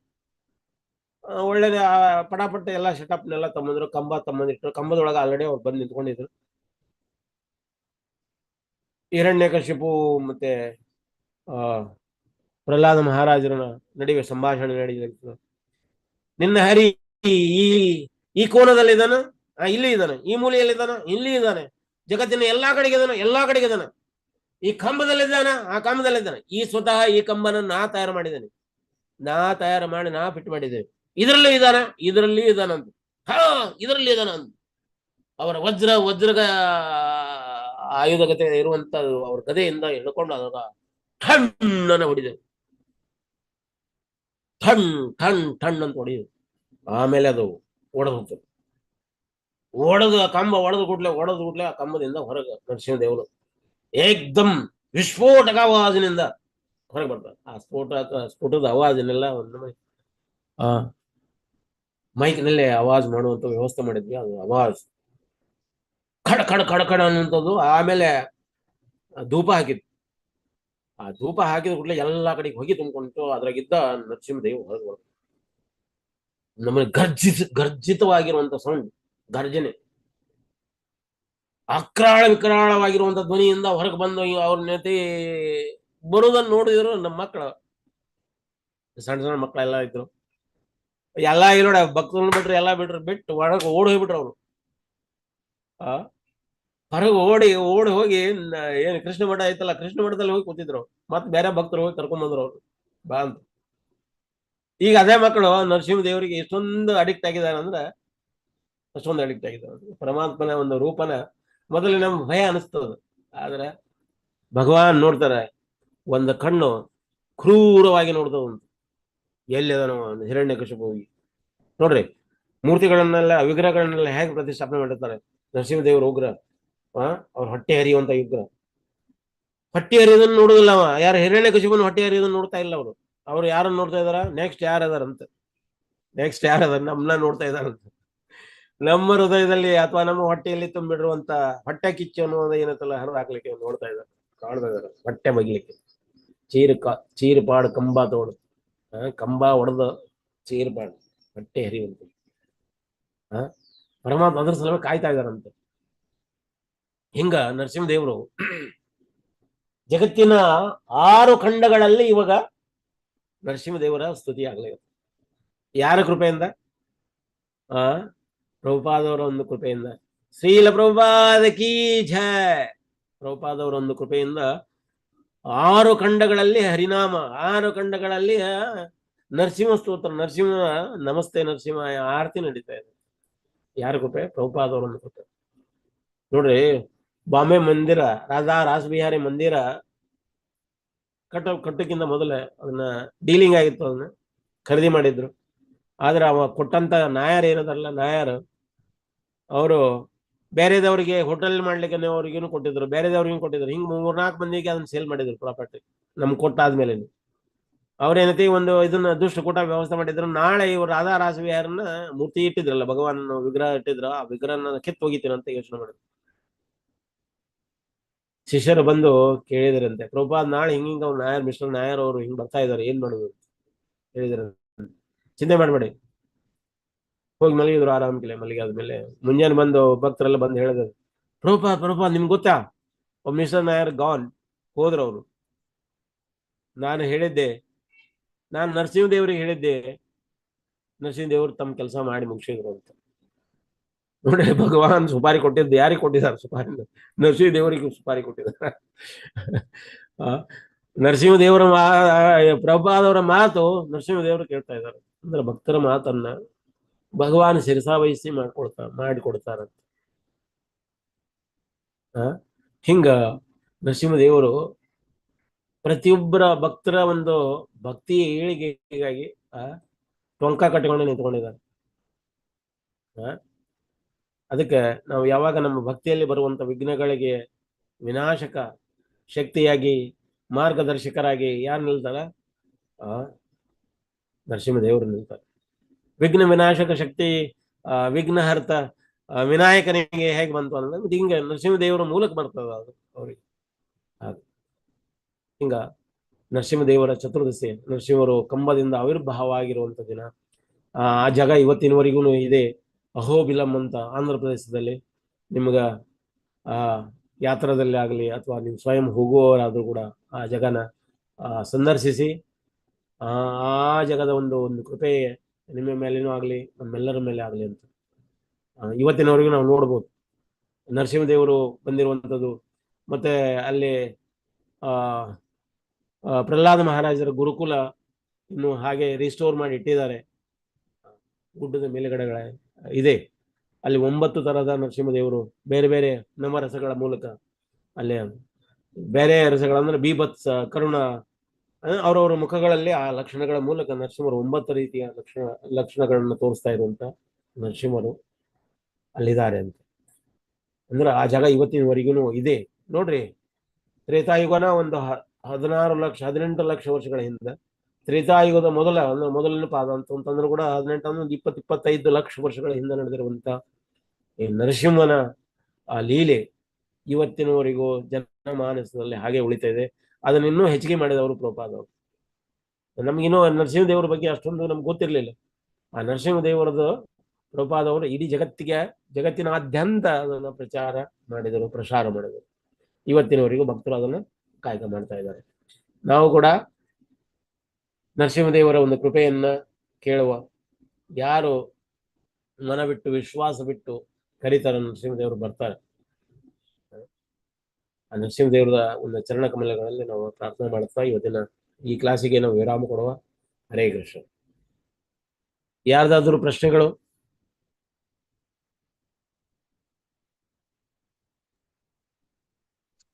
హరే కృష్ణ. ధనంజయ పిల్లలు లేచారా? పడుకోండి, జరిగే పిల్లలు పడుకోండి బాగా. హరే కృష్ణ ప్రభుజీ. ಹರೇ ಕೃಷ್ಣ ಧನ್ಯವಾದ. ಪ್ರಭುಜಿ ಹರೇ ಅದು ಕೃಷ್ಣ ಪ್ರಭುಜಿ. ಹೇಳಿ ಪ್ರಭು.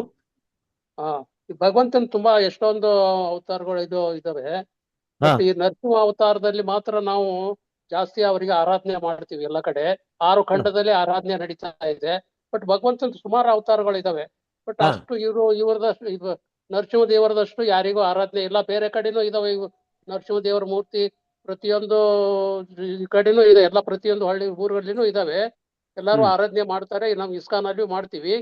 ಆದ್ರೆ ಓಕೆ. ಯಾಕೆ ಇವರಿಗೆ ಇಷ್ಟೊಂದು ಆರಾಧನೆ ಮಾಡ್ತೀವಿ? ಬೇರೆ ಅವತಾರಗಳಿಗೆ ಎಷ್ಟೋ ಅವತಾರ ಇದೆ ಭಗವಂತಂದು. ಇವ್ರು ಹಾ ನರಸಿಂಹ ದೇವರು ಪ್ರಹ್ಲಾದನ ಉದ್ಧಾರ ಮಾಡೋದಕ್ ಮಾತ್ರ ಬಂದಿದ್ದಾರೆ. ಬೇರೆದೇನು ಅಷ್ಟು ಡೀಪ್ ಆಗಿ ಇಲ್ಲ. ನಮಗ್ ಕರೆಕ್ಟ್ ಗೊತ್ತಿಲ್ಲ, ಬಟ್ ಇರ್ಬೋದೇನೋ ನಮಗ್ ಗೊತ್ತಿಲ್ಲ. ಕರೆಕ್ಟ್. ಬಟ್ ಬೇರೆ ಎಷ್ಟೋ ಅವತಾರಗಳಿದಾವೆ, ಅವರೆಲ್ಲಾನು ಇನ್ನೂ ಜಾಸ್ತಿ ಮಾಡಿದ್ದಾರೆ, ಇನ್ನೂ ಜಾಸ್ತಿ ಉದ್ಧಾರ ಮಾಡಿದ್ದಾರೆ.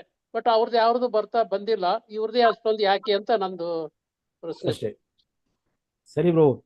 ನೋಡ್ರಿ, ಪರಮಾತ್ಮ ಎಷ್ಟೊಂದು ಕೃಪಾಳು ಇರ್ತಾರಂತ ಅನ್ನೋದಕ್ಕೆ ರಾಮ ರಾಮಾವತಾರವನ್ನು ಮಾಡ್ಬೇಕಾದ್ರೆ ಈಗ ಏನು ತ್ರೇತಾಯುಗ ಅಂತ ಹೇಳ್ತೀವಿ. ತ್ರೇತಾಯುಗ ಒಂದಾದ್ಮೇಲೆ 2 ಬರ್ಬೇಕು. ಆಸ್ ಪರ್ ಗಣಿತದ ಒಂದು ಇದ್ರ ಮೇಲೆ ಒಂದಾದ ಕೂಡಲೇ 2 ಬರ್ಬೇಕು, 2 ಆದ್ಮೇಲೆ 3 ಬರ್ಬೇಕು, 3 ಆದ್ಮೇಲೆ 4 ಬರ್ಬೇಕು. ಆದ್ರೆ ಇಲ್ಲಪ್ಪ. ರಾಮ ಏನ್ ಮಾಡ್ತಾರೆ? ರಾಮ ಅಹಲ್ಯಾದೇವಿನ ಉದ್ಧಾರ ಮಾಡೋ ಸಲುವಾಗಿ ಯುಗಗಳನ್ನ ಬದಲು ಮಾಡಿದ್ರಂತೆ. ತಿಂಡಿ ತಿಂದ್ರ? ಯುಗಗಳನ್ನ ಬದಲಿ ಮಾಡಿದ್ರು. ಹೇಗೆ ಬದಲು ಮಾಡಿದ್ರು?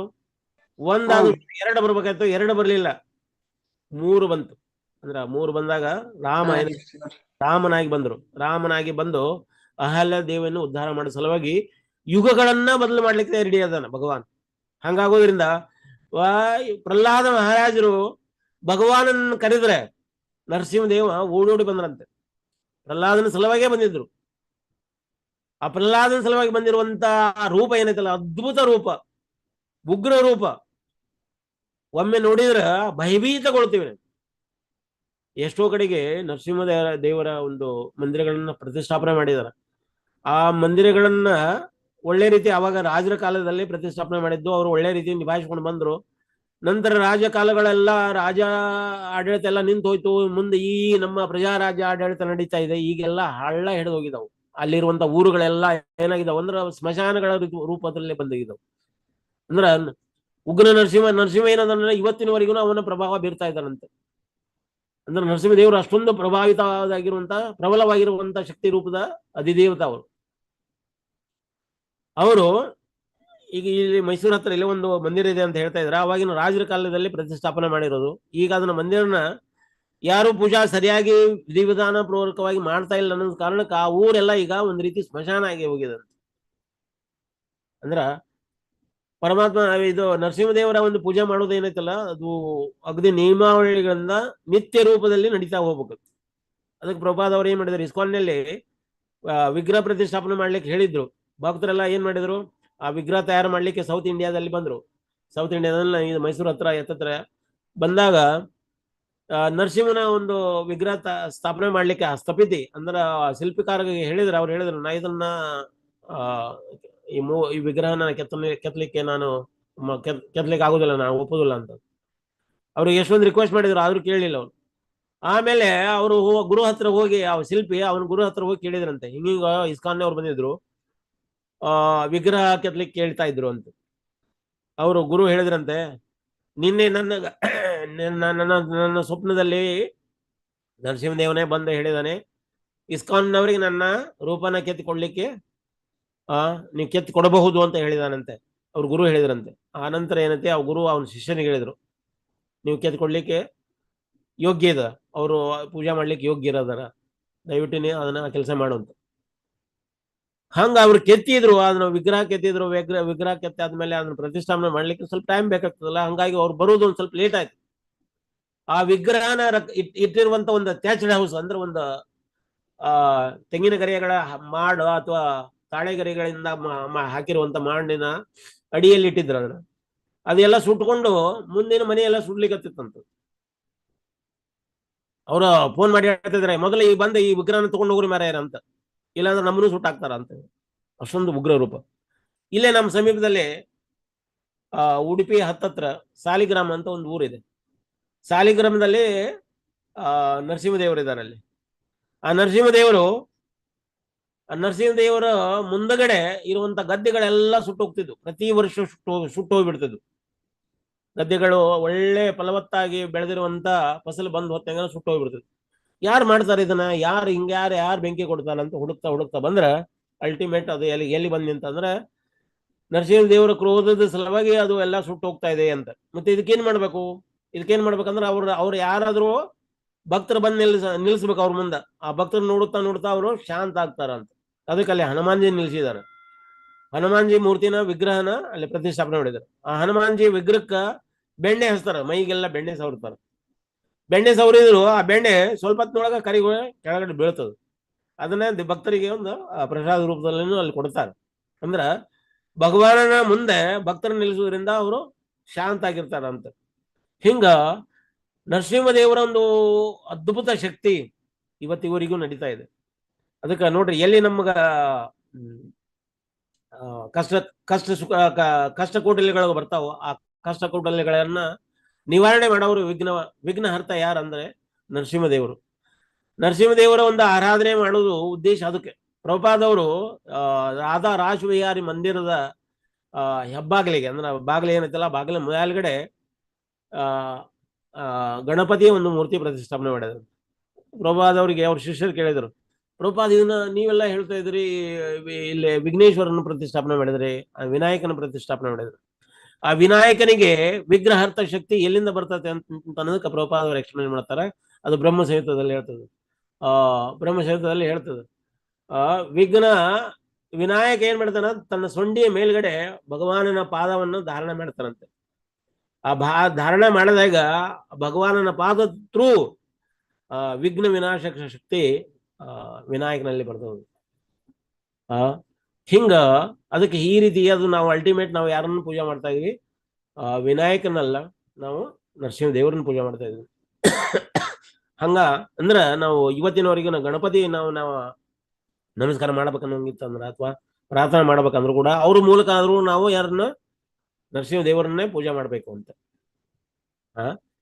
ಅಲ್ಟಿಮೇಟು ಭಗವಾನನಿಗೆ ನೋಡ್ರಿ, ಅವನ ಆಜ್ಞೆ ಇಲ್ದಾನೆ ಯಾವುದನ್ನು ಅಲ್ಲಾಡೋದಿಲ್ಲ ಅಂತ.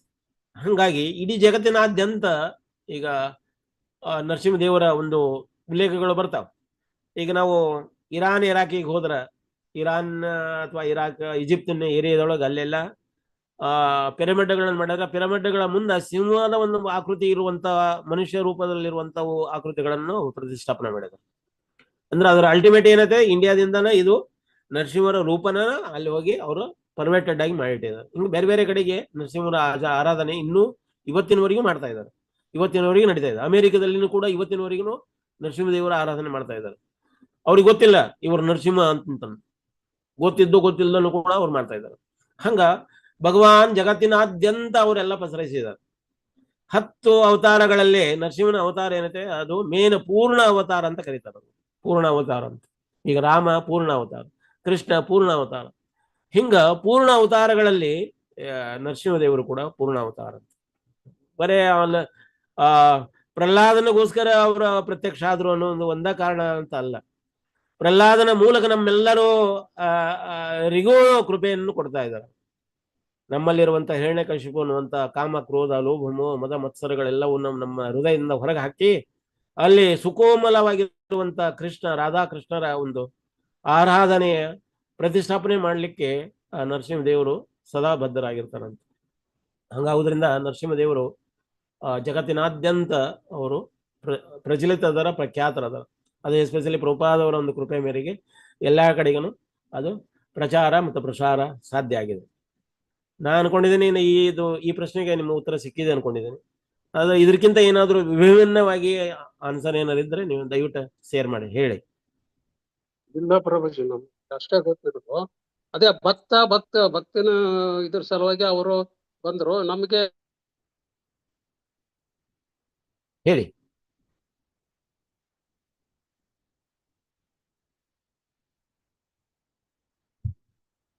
ಹೇಳಿ ಬ್ರೋ, ನಿಮ್ದು ನೆಟ್ವರ್ಕ್ ಕಟ್ ಆಯ್ತು ಕಾಣುತ್ತೆ.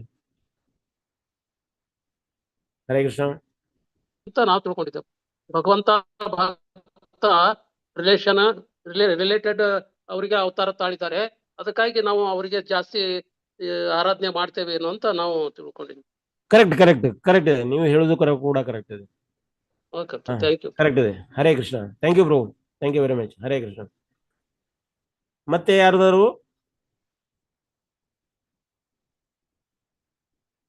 ಸರಿ, ಇಲ್ಲಿಗೆ ನಾವು ಕ್ಲಾಸನ್ನು ವಿರಾಮಗೊಳಿಸೋಣ. ಈ ಕ್ಲಾಸಿನ ಸಲುವಾಗಿ ನೀವೆಲ್ಲರೂ ಕಾಯ್ತಾ ಇರಿ. ಮತ್ತೆ ಮುಂದಿನ ಕ್ಲಾಸಿಗಾಗಿ ವಿಶೇಷವಾಗಿ ವಿಶೇಷ ಲೀಲೆಗಳ ಜೊತೆಗೆ ನಾವು ಬರುವ. ಹರೇ ಕೃಷ್ಣ. ಧನ್ಯವಾದಗಳು. ಇದರಲ್ಲಿ ಏನಾದರೂ ಲೋಪದೋಷಗಳು ಕಂಡು ಬಂದ್ರೆ ಕ್ಷಮಿಸಿ. ಹರೇ ಕೃಷ್ಣ. ಹರೇ ಕೃಷ್ಣ ಪ್ರಭು, ಹರೇ ಕೃಷ್ಣ ಧನ್ಯವಾದ ಹರೇ ಕೃಷ್ಣ. ಧನ್ಯವಾದಗಳು. ಧನ್ಯವಾದ ಜೈ. ಹರೇ ಕೃಷ್ಣ ಪ್ರಭುಜಿ. ಹರೇ ಕೃಷ್ಣ ಮಾತಾಜಿ. ಹರೇ ಕೃಷ್ಣ. ಹರೇ ಕೃಷ್ಣ ಪ್ರಭುಜಿ. ಹರೇ ಕೃಷ್ಣ. ಹರೇ ಕೃಷ್ಣ ಪ್ರಭುಜಿ. ಹರೇ ಕೃಷ್ಣ ಮಾತಾಜಿ. ಹರೇ ಕೃಷ್ಣ. ಹರೇ ಕೃಷ್ಣ ಪ್ರಭುಜಿ. ಕ್ಲಾಸ್ ತುಂಬಾ ಚೆನ್ನಾಗಿತ್ತು ಪ್ರಭುಜಿ. ಥ್ಯಾಂಕ್ ಯು ಮಾತಾಜಿ. Thank you very much. ನೀವೆಲ್ಲ ಒಳ್ಳೆ ರೀತಿ ಕೇಳಿಸ್ಕೊಳ್ತಾ ಇದ್ದಾರೆ, ಅದು ದೊಡ್ಡದು. ಹರೇ ಕೃಷ್ಣ. ಹರೇ ಹರೇ ಕೃಷ್ಣ. ಆಯ್ತು. ಅದೇ ಹರಿ ಬೋಲ್, ಹರಿ ಬೋಲ್.